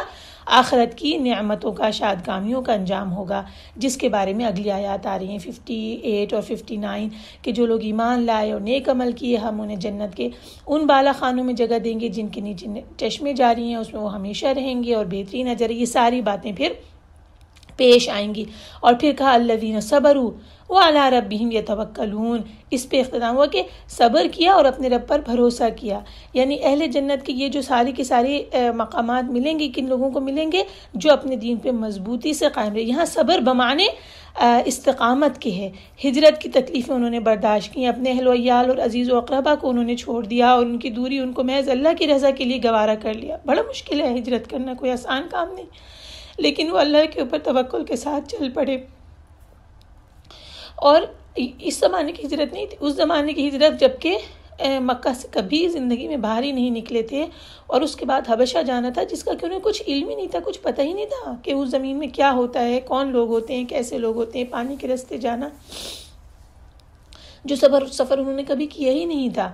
تو اللہ کے بھروسے آگے وہ سفر انہیں کرنا تھا. تو اللہ تعالیٰ نے یہ ساری آیات کے ذریعے ان کے ایمان کو مضبوط کر کے اس کی تیاری کروائی. اور اس کے بعد آخری بات یہ والی جو اس میں آ رہی ہے کہ اللہ تعالیٰ رزق کے بارے میں مطمئن کر رہے ہیں کہ اللہ تعالیٰ ہی ہیں جو رزق دیتے ہیں, اور کوئی بھی جاندار رزق لیے نہیں پھرتا. اللہ تعالیٰ جو ہے وہ رزق دینے والے ہیں. یعنی کہ اس ہجرت کے نتیجے میں آپ جہاں بھی جائیں گے وہاں بھی آپ کو رزق اللہ تعالیٰ ہی پہنچائیں گے۔ اور یہاں تشریح میں یہ بات لکھی گئی ہے کہ یہی وجہ ہے کہ مہاجرین جہاں بھی ہجرت کر کے گئے جو اللہ نے وعدہ کیا تو انہیں اللہ نے کثرت کے ساتھ وسیع اور زیادہ رزق دیا، اور یہ ہوا، ایسا ہی ہوا۔ اور اس کے بعد جب مدینہ ہجرت کر کے آئے تو وہاں بھی اللہ تعالیٰ نے پھر انہیں رزق کی فراوانی عطا کی۔ مشکلیں تو آئیں لیکن اس کے بعد رزق کی فراوانی بھی آئی، اور کچھ ہی عرصہ گزرا تھا کہ یہ صورتحال ہوئی کہ وہ خود ملکوں کے حکمران بن گئے، اور ان کے پاس اللہ تعالیٰ کی زمین کا سارا رزق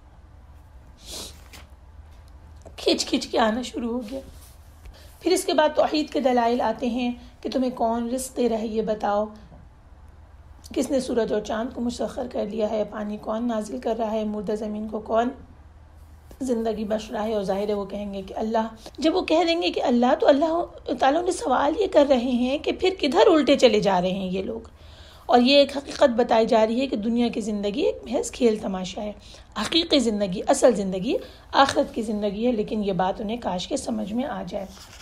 اور اس کے بعد پھر حرم کی بات آئی ہے کہ کیا یہ نہیں دیکھتے کہ ہم نے حرم کو امن والی جگہ بنا دیا، حالانکہ اس کے ارد گرد سے لوگ اچک لیے جاتے ہیں۔ لکھا ہے کہ اللہ تعالیٰ کا یہ احسان ہے جو اللہ نے اہل مکہ کے ساتھ کیا کہ امن کی جگہ اسے بنا دیا، حالانکہ آس پاس کی جگہوں میں قتل و غارت گری لوٹ مار عام تھی، اور عرب کے دوسرے علاقے اس امن اور سکون سے محروم تھے، لیکن حرم میں جب داخل ہوتے تو دشمن بھی، پرانا دشمن بھی ایک دوسرے سے کوئی تعارض نہ کرتے، کوئی لڑائی جھگڑا نہ کرتے۔ تو یہ نعمت جو اللہ تعالیٰ نے انہیں دی، اور اللہ تعالیٰ اس نعمت پر انہیں شکر ادا کرنے کا کہہ رہے ہیں، یعنی نعمت دینے والے کا شکر ادا کرو، بجائے اس کے کہ اللہ پر جھوٹ باندھنا شروع کر دو، بلکہ اس کا شکر ادا کرو اور اس کے اوپر ایمان لاؤ۔ صدق اللہ العلی العظیم۔ سورہ العنکبوت کی تشریح مکمل ہوئی۔ بسم اللہ الرحمن الرحیم۔ سورہ الروم قرآن پاک کی 30ویں سورت جو کہ مکی سورت ہے۔ اس میں آغاز میں تاریخی واقعہ کا ذکر ہے جس کو ہم ابھی پڑھیں گے کہ قریب کی سرزمین میں رومی مغلوب ہو گئے۔ تو یہ کہہ رہے ہیں کہ یہ سورت اسی سال نازل ہوئی جس میں کہ ہجرت حبشہ واقع ہوتی ہے، اور تاریخی پس منظر میں بہت طویل گفتگو ہے جس میں یہ بتایا گیا ہے کہ اس زمانے میں دو بڑی امپائرز تھیں۔ جب رسول اللہ صلی اللہ علیہ وسلم کو نبوت ملی، دو بڑی امپائرز تھیں جو کہ رومن امپائر اور پرشین امپائر۔ رومن امپائر کو ہم پورے اس قصے کے دوران میں سلطنت روم کہیں گے، اور پرشین امپائر کو سلطنت فارس۔ جو روم کا بادشاہ تھا قیصر کہلایا جاتا تھا، اور فارس کا اس وقت کسریٰ کہلایا جاتا تھا۔ اچھا، اس صورت میں یہ پیشن گوئی آئی ہے کہ قریب کی، پیشن گوئی کا مطلب ہے کہ فیوچر کے بارے میں بتایا گیا کہ قریب کی سرزمین میں رومی مغلوب ہو گئے ہیں، مگر اس مغلوبیت کے بعد چند سال کے اندر وہ غالب آ جائیں گے، اور وہ دن ہوگا جب کہ اللہ کی دی ہوئی فتح سے اہل ایمان خوش ہو رہے ہوں گے۔ اچھا، اس کی ڈیٹیل تو ہم ابھی جب سورت شروع کریں گے تو اس میں پڑھیں گے، فی الحال یہ بات دیکھ لیتے ہیں۔ پیشن گوئی میں یہ کہا گیا ہے کہ رومیوں کو جب غلبہ ملے گا، رومن امپائر کو جب غلبہ ملے گا، تو اسی وقت مسلمانوں کو ایک فتح حاصل ہوگی۔ اب اس وقت جب کہ مسلمان مکہ میں تھے اور ہجرت حبشہ ہونے والی تھی، دور دور تک کہیں آثار موجود نہ تھے کہ ان میں سے کوئی پیشن گوئی چند سال کے اندر اندر پوری ہو جائے گی۔ ادھر تو مٹھی بھر مسلمان تھے جو مکے میں مارے جا رہے تھے، اور اس درجے زمین ان پہ تنگ ہو گئی تھی کہ وہ دوسری جگہ ہجرت کر کے جانے لگے تھے، اور دوسری طرف جو روم یعنی رومن امپائر تھی وہ اس درجے کسریٰ سے مغلوب ہو چکی تھی، برا ان کا حال ہو چکا تھا کہ 619 عیسوی تک پورا مصر ایران کے قبضے میں چلا گیا تھا، اور ایک کے بعد ایک جو قیصر کی امپائر تھی یعنی رومن امپائر، اس کے ہاتھ سے علاقے نکلے چلے جا رہے تھے۔ تو یہ دونوں باتیں قریب کے زمانے میں تو پوری ہوتی ہوئی نظر نہیں آ رہی تھیں، لیکن صرف ایسا ہوا کہ 9 سال کے اندر اندر یہ کام ہو گئے، یہ دونوں چیزیں پوری ہو گئیں۔ تو اس سے یہ بات پتہ چلی کہ انسان اپنی ظاہری نگاہ سے جو کچھ دیکھ رہا ہوتا ہے اور وہ کچھ پریڈکشن کر لیتا ہے، لیکن دراصل اس ظاہر کے پیچھے کچھ ہوتا ہے، بہت کچھ ہوتا ہے جو چھپا ہوا ہوتا ہے، جس کی انسان کو خبر نہیں ہوتی، اور اللہ تعالیٰ جب چاہے نظام کو کہیں سے کہیں الٹ پلٹ سکتا ہے۔ کل کیا ہونے والا ہے اس کے بارے میں کسی کو بھی کچھ پتہ نہیں ہوتا سوائے اللہ تعالیٰ کے۔ ایک ہی بات ہوئی۔ پھر اسی لڑائی جھگڑے میں جو فساد ہو رہا تھا رومنز اور پرشینز کے درمیان، اس موقع پر اس فساد عظیم کی طرف جو دو بڑی سلطنتوں کے درمیان جنگ ہو رہی تھی، اللہ تعالیٰ نے یہ بھی بتا دیا کہ یہ فساد جو ہے یہ شرک کے نتائج میں سے ہے، اور پچھلی انسانی تاریخیں بھی اسی طرح سے فساد میں مبتلا ہوتی رہی ہیں اپنے شرک کی وجہ سے۔ تو ضرورت ہے اس بات کی کہ اس شرک کے نظام کو ختم کر کے توحید کے اوپر مشتمل وہ نظام لایا جائے کہ جس میں امن ہو، سکون ہو اور سب کے لیے زندگی ہو۔ اور یہاں یہ بات لکھی ہوئی ہے کہ امام ابن ابو حاتم نے زبیر کلابی سے روایت کیا کہ میں نے ایرانیوں کا رومیوں پر غلبہ دیکھا، پھر میں نے رومیوں کا ایرانیوں پر غلبہ دیکھا، اور پھر دیکھا کہ مسلمانوں نے ایرانیوں اور رومیوں دونوں پہ غلبہ حاصل کر لیا، اور یہ سارے واقعات 15 سال کے اندر رونما ہو گئے۔ یہ دیکھیے آپ کیا معجزہ آیا کہ وہ لوگ جو کہ اس وقت جب مٹھی بھر مسلمان تھے اور دنیا کی دو بڑی سپر پاورز جنگ کر رہی تھیں، ان مٹھی بھر مسلمانوں نے ان 15 سالوں کے اندر اندر یہ نقشہ پلٹ دیا کہ پھر رومن اور پرشین دونوں امپائرز پر مسلمانوں کا غلبہ ہوا۔ اور کس لیے؟ اس توحید کے جھنڈے کو تھامنے کی وجہ سے، اس رسول کی پیروی کرنے کی وجہ سے جو عرب کے ریگستان میں آیا۔ اس کے بعد اس صورت میں یہ سمجھایا گیا کہ کس طرح مردہ پڑی ہوئی زمین اللہ کی بخشی ہوئی بارش سے جی اٹھتی ہے، اسی طرح اللہ کی بھیجی ہوئی جو یہ وحی ہے، جو یہ نبوت ہے، اس سے بھی جو انسانیت مردہ پڑی ہوئی ہے گویا کہ وہ ایک رحمت کی طرح سے اس کے اوپر نازل ہو رہی ہے۔ اب اس موقع سے فائدہ اٹھانا تمہارا ہی کام ہے۔ اہل عرب سے بتا دیا گیا کہ جب یہی عرب کی زمین اللہ کی رحمت سے لہلہا اٹھے گی تو اگر تم اسے مان لو، اس توحید کو مان لو، تو ساری بھلائی تمہارے حصے میں آئے گی، تم اس سے فائدہ اٹھاؤ گے جب یہ زمین لہلائے گی تو۔ اور اگر تم نہیں مانو اور ریجیکٹ کرنے والے لوگوں میں سب سے پہلے تم ہی کھڑے ہو جاؤ تو تم اپنا ہی نقصان کرو گے اور بعد میں پچھتانے کا کچھ فائدہ حاصل نہیں ہوگا۔ اور تاریخ نے یہ بات ثابت کر دی کہ جب بازی پلٹی تو پھر یہی جو ان توحید کے علم بردار لوگوں کے خلاف کھڑے ہوئے تھے، یہی سر جھکا کر ان کی امان میں آ گئے۔ آئیے سورت کا ترجمہ شروع کرتے۔ بسم اللہ الرحمن الرحیم۔ الف لام میم۔ رومی مغلوب ہو گئے قریب ترین سرزمین میں، اور وہ اپنے مغلوب ہونے کے بعد جلد غالب ہوں گے چند برسوں میں۔ اقتدار اللہ ہی کے لیے ہے، پہلے بھی اور بعد میں بھی، اور اس غلبے والے دن مومن بھی اپنی فتح پر خوش ہوں گے۔ اللہ کی مدد سے وہ جسے چاہتا ہے مدد دیتا ہے، اور وہ نہایت غالب بہت رحم کرنے والا ہے۔ یہ اللہ کا وعدہ ہے، اللہ اپنے وعدے کے خلاف نہیں کرتا، اور لیکن اکثر لوگ نہیں جانتے۔ وہ دنیا کی زندگی کا صرف ظاہری پہلو جانتے ہیں اور وہ آخرت سے تو بالکل ہی غافل ہیں۔ کیا انہوں نے اپنے دلوں میں غور فکر نہیں کیا کہ اللہ نے آسمانوں اور زمین کو اور جو کچھ ان کے درمیان ہے صرف حق کے ساتھ اور مقرر وقت کے لیے پیدا کیا ہے؟ اور بلا شبہ کثیر لوگ اپنے رب کی ملاقات ہی کے منکر ہیں۔ کیا وہ زمین میں گھومے پھرے نہیں؟ پھر وہ دیکھتے کہ ان لوگوں کا انجام کیسا ہوا جو ان سے پہلے تھے۔ وہ ان سے قوت میں زیادہ تھے اور انہوں نے زمین کو اس سے زیادہ جوتا اور آباد کیا تھا جتنا کہ انہوں نے یعنی کفار عرب نے آباد کیا ہے، اور ان کے رسول ان کے پاس کھلی نشانیاں لے کر آئے تھے۔ پھر اللہ ایسا نہ تھا کہ ان پر ظلم کرتا، لیکن وہ خود ہی اپنے آپ پر ظلم کرتے تھے۔ پھر جن لوگوں نے برے کام کیے تھے ان کا انجام بھی برا ہی ہوا، اس لیے کہ انہوں نے اللہ کی آیتوں کو جھٹلایا تھا اور وہ ان کا مذاق اڑایا کرتے تھے۔ ہم نے 10 آیات پڑھی ہیں، آئیے تشریح کی طرف چلتے ہیں۔ غلبت الروم یعنی رومی مغلوب ہو گئے۔ مغلوب کا مطلب ہوتا ہے ڈیفیٹڈ۔ اس کی ہسٹری میں یہ بات لکھی گئی ہے کہ رسول اللہ صلی اللہ علیہ وسلم کو جب رسالت ملی اس وقت 2 بڑی طاقتیں دنیا میں موجود تھیں یعنی کہ سپر پاورز۔ ایک تو فارس یعنی ایران کی تھی اور دوسری رومن امپائر تھی۔ جو فارس تھی وہ آتش پرست تھی یعنی وہ لوگ آگ کی پوجا کرتے تھے، اور یہ جو عیسائی تھے یعنی جو رومنز تھے وہ عیسائیوں کا ایک فرقہ تھے، یہ اہل کتاب تھے۔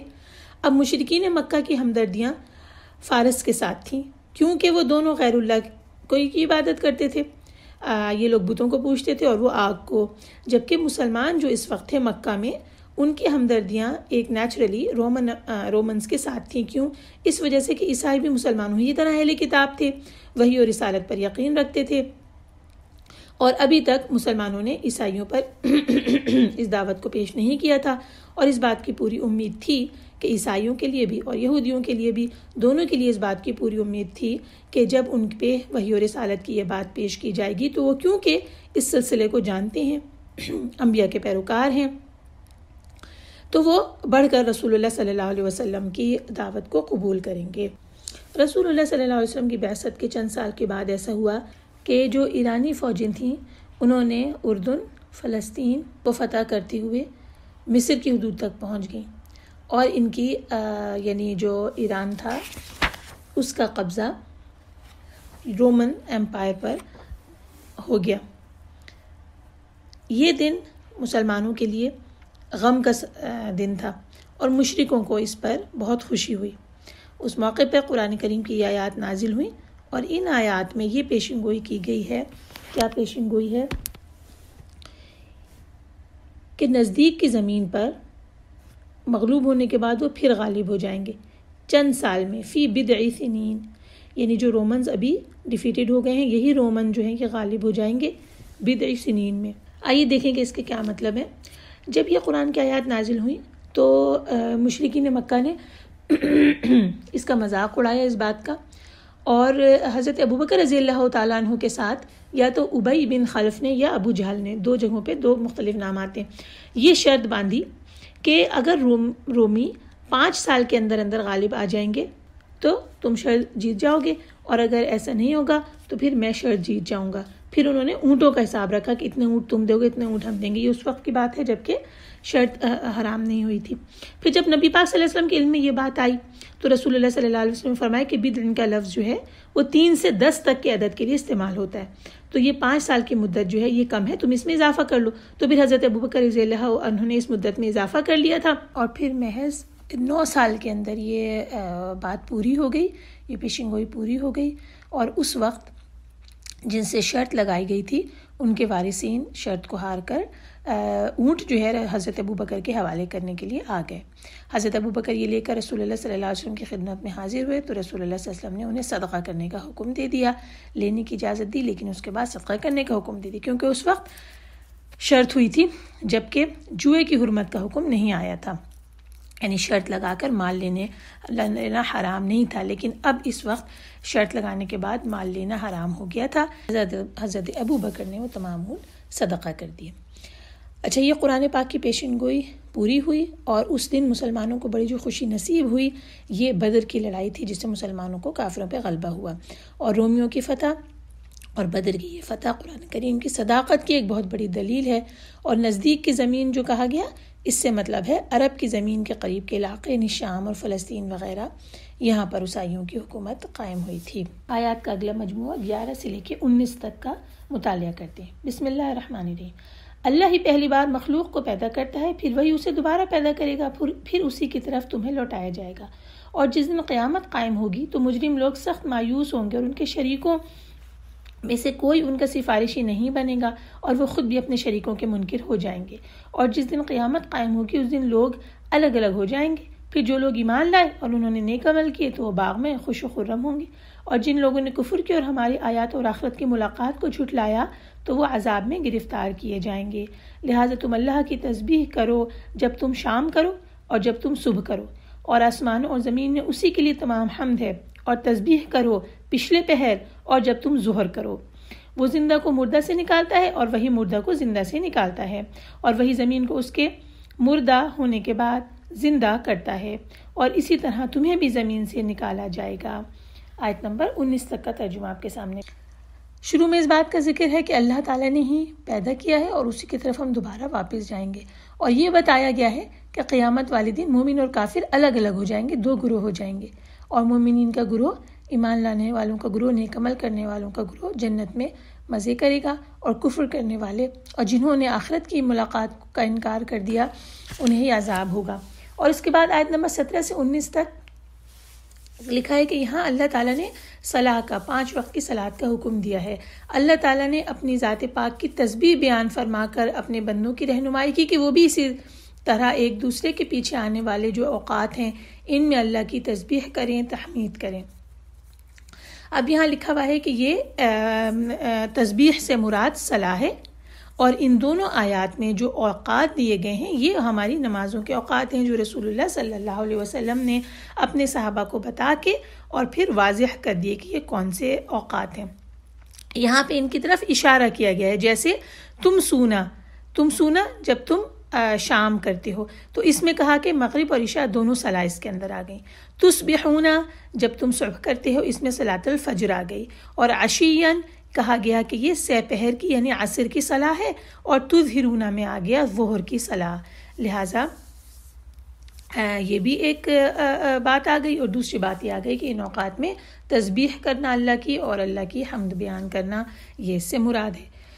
دونوں باتیں یہاں کہی گئی. اور اس کے بعد پھر یہ بتایا گیا کہ اللہ تعالیٰ نے مردے کو زندہ سے اور زندہ سے مردے کو پیدا کیا. یہ ہم پہلے بھی اسے پڑھ چکے ہیں کہ کس طرح اللہ تعالیٰ دانے میں سے نباتات پیدا کرتے ہیں. یعنی وہ دانہ جو کہ زمین میں جاتا ہے وہ مردہ ہوتا ہے, اس میں زندگی کے کوئی آثار نہیں ہوتے, لیکن پانی پڑنے کے ساتھ اس میں سے زندگی نکل آتی ہے, یعنی پودا پھوٹ نکلتا ہے. اور اسی طرح جو انڈا ہے وہ بالکل ایک مردہ چیز ہے, اس سے ایک زندہ مرغی نکلتی ہے. اور اسی طرح انسان کے جسم میں ماں اور باپ کے ملاپ کے بعد ایک بے جان چیز سے اللہ تعالیٰ جان پیدا کر کے پورا انسان کھڑا کر دیتا ہے. تو جو رب یہ کام دن اور رات کر رہا ہے اس کے لیے اس میں کیا مشکل ہے کہ وہ تمہیں زمین میں مردہ ہو جانے کے بعد, قبروں میں ڈال دیے جانے کے بعد, ہزارہ سال گزر جانے کے بعد تمہیں زمین سے زندہ کر کے نکال لے. آیات کا اگلا مجموعہ 20 سے 27 تک چلے گا. بسم اللہ الرحمن الرحیم. اور یہ اس کی نشانیوں میں سے ہے کہ اس نے تمہیں مٹی سے پیدا کیا, پھر تم ایک بشر ہو جو ہر طرف پھیل رہے ہو. اور یہ بھی اس کی نشانیوں میں سے ہے کہ اس نے تمہارے لیے تمہاری ہی جنس سے بیویاں پیدا کی تاکہ تم ان سے سکون حاصل کرو. اور اس نے تمہارے درمیان محبت اور رحمت پیدا کر دی. بلا شبہ اس میں ان لوگوں کے لیے عظیم نشانیاں ہیں جو غور و فکر کرتے ہیں. اور اس کی نشانیوں میں سے آسمانوں اور زمین کی تخلیق اور تمہاری زبانوں اور رنگوں کا اختلاف بھی ہے. بلا شبہ اس میں علم والوں کے لیے عظیم نشانیاں ہیں. اور اس کی نشانیوں میں سے ہے تمہارا رات اور دن کو سونا اور تمہارا اس کے فضل کو تلاش کرنا. بے شک اس میں ان لوگوں کے لیے عظیم نشانیاں ہیں جو سنتے ہیں. اور یہ بھی اس کی نشانیوں میں سے ہے کہ وہ تمہیں ڈرانے اور امید دلانے کے لیے بجلی دکھاتا ہے اور وہ آسمان سے پانی نازل کرتا ہے, پھر اس سے زمین کے مردہ ہو جانے کے بعد اسے زندہ کرتا ہے. بلا شبہ اس میں ان لوگوں کے لیے عظیم نشانیاں ہیں جو عقل رکھتے ہیں. اور یہ بھی اس کی نشانیوں میں سے ہے کہ آسمان اور زمین اس کے حکم سے قائم ہیں. پھر جب وہ تمہیں زمین میں سے ایک ہی بار پکارے گا تو تم یکایک باہر نکل آؤ گے. اور آسمانوں اور زمین میں جو کوئی بھی ہیں اسی کی ملکیت ہیں, سب اسی کے فرما بردار ہیں. اور وہی اللہ ہے جو مخلوق کو پہلی بار پیدا کرتا ہے, پھر وہی اسے دوبارہ پیدا کرے گا, اور یہ اس کے لیے زیادہ آسان ہے. اور آسمانوں اور زمین میں اسی کی صفت اعلیٰ ہے اور وہی غالب خوب حکمت والا ہے. 27 آیت تک کا ترجمہ ہم نے آپ کے سامنے پیش کیا. یہ دیکھیے کہ اس میں اللہ تعالیٰ کی کتنی ساری نشانیاں آئی ہیں, اور ان نشانیوں میں سوچنے والوں کے لیے بہت کچھ پیغام ہیں. پہلی بات اس میں یہ آئی کہ اس نے تم کو مٹی سے پیدا کیا, پھر اب انسان بن کر چلتے پھرتے پھیل رہے ہو. ثم اذا انتم بشر تنتشرون, یعنی تم انسان بن کر جا بجا پھیل رہے ہو. یعنی تمہاری اصل تو مٹی ہے اور ایک حقیر پانی ہے, اس سے تمہاری صورت بنائی گئی اور ایک کے بعد ایک مراحل کے بعد تم ایک انسان بن کر نکلے. اور جب تم انسان بن کر نکلے اور اسی طرح کے بہت سارے انسان مسلسل پیدا ہو رہے ہیں اور تم زمین میں مختلف جگہوں کے اوپر پھیلتے چلے جا رہے ہو. یعنی کہ انسان اپنی معاش کے لیے دیگر ضرورتوں کے لیے ادھر سے ادھر جاتا ہے, پیدا کہیں ہوتا ہے جاتا کہیں ہے, اور اس کا اختتام یعنی اس کی موت کہیں اور آتی ہے. تو اس طرح انسان روزانہ پیدا کیے جا رہے ہیں اور روزانہ وہ دنیا میں پھیل رہے ہیں. یہ اللہ نے اپنی نشانی بتائی. پھر بتایا کہ اور اس کی نشانیوں میں سے ہے کہ تمہاری ہی جنس سے تمہاری بیویاں پیدا کی. یعنی لکھا گیا ہے کہ جنس سے مراد یہ ہے کہ جو انسان کو اللہ تعالیٰ نے انسان ہی کا جوڑ عطا کیا, وہی عورتیں تمہاری بیویاں بنی جو کہ تمہاری طرح انسان ہیں, اور تم جوڑا جوڑا بن گئے. یعنی کہ زوج عربی میں جوڑے کو کہتے ہیں. مرد عورت کے لیے جوڑا ہوتا ہے اور عورت مرد کے لیے جوڑا یعنی زوج ہوتی ہے. اب دونوں جو ہیں وہ کیونکہ بشر ہیں تو اس کا فائدہ یہ ہے کہ ان دونوں میں انسیت ہے. اگر مرد اور عورت کی جنس ایک دوسرے سے مختلف ہوتی, مثلا جنات میں سے یا حیوانات میں سے ہوتے ان میں سے کوئی ایک, تو ایک دوسرے کے پاس کبھی سکون حاصل نہ کر پاتے. یہاں اللہ تعالیٰ نے خود یہ وجہ بتائی لِتَسْكُنُوا إِلَيْهَا, تاکہ تم ان کی طرف مائل ہو کر آرام حاصل کرو. پھر سورہ الاعراف میں فرمایا ترجمہ وہی اللہ ہے جس نے تمہیں ایک شخص سے پیدا کیا اور اسی سے اس کی بیوی کو بنایا تاکہ وہ اس سے راحت حاصل کرے، اور اس سے مراد حوا ہیں جنہیں اللہ نے آدم علیہ السلام کی پسلی سے پیدا فرمایا، لہٰذا یہ اللہ تعالیٰ نے دونوں کو ایک دوسرے کے لیے سکون کا باعث بنا دیا۔ اب یہاں آگے مزید یہ بات آئی کہ اللہ تعالیٰ تاکہ تم ان سے آرام پاؤ، اس نے تمہارے درمیان محبت اور ہمدردی قائم کر دی۔ یہ اللہ تعالیٰ کی خاص کرم ہے کہ اس نے دونوں کے درمیان مودہ اور رحمہ رکھی۔ آئیے اس کی ڈیٹیل دیکھتے ہیں۔ مودتن یہ ہے کہ مرد بیوی سے بے پناہ پیار کرتا ہے اور اسی طرح بیوی اپنے شوہر سے پیار کرتی ہے، یہ مودہ ہے۔ اور رحمہ یہ ہے کہ مرد بیوی کو ہر طرح کی سہولت اور آرام ہم پہنچاتا ہے جس کا اللہ تعالیٰ نے اسے مکلف بنایا ہے، اور اسی طرح عورت بھی اپنی قدرت اور اپنے اختیار کے اندر جس حد تک کوشش کر کے مرد کو اپنے کے ساتھ رحم کا معاملہ کرتی ہے اور اس کو آسانی پہنچاتی ہے، سکون پہنچاتی ہے، اور یہ باہمی پیار اور محبت انہی جوڑوں کو حاصل ہوتا ہے جو قانون شریعت کے مطابق باہم نکاح سے قائم ہوتے ہیں۔ اسلام اسی کو زوج قرار دیتا ہے، جوڑا قرار دیتا ہے، اور اللہ تعالیٰ اپنی یہ نشانیوں میں سے ایک نشانی بتاتا ہے کہ اللہ تعالیٰ نے یہ مودہ اور یہ رحمہ ان دونوں کے دلوں میں اتار دی۔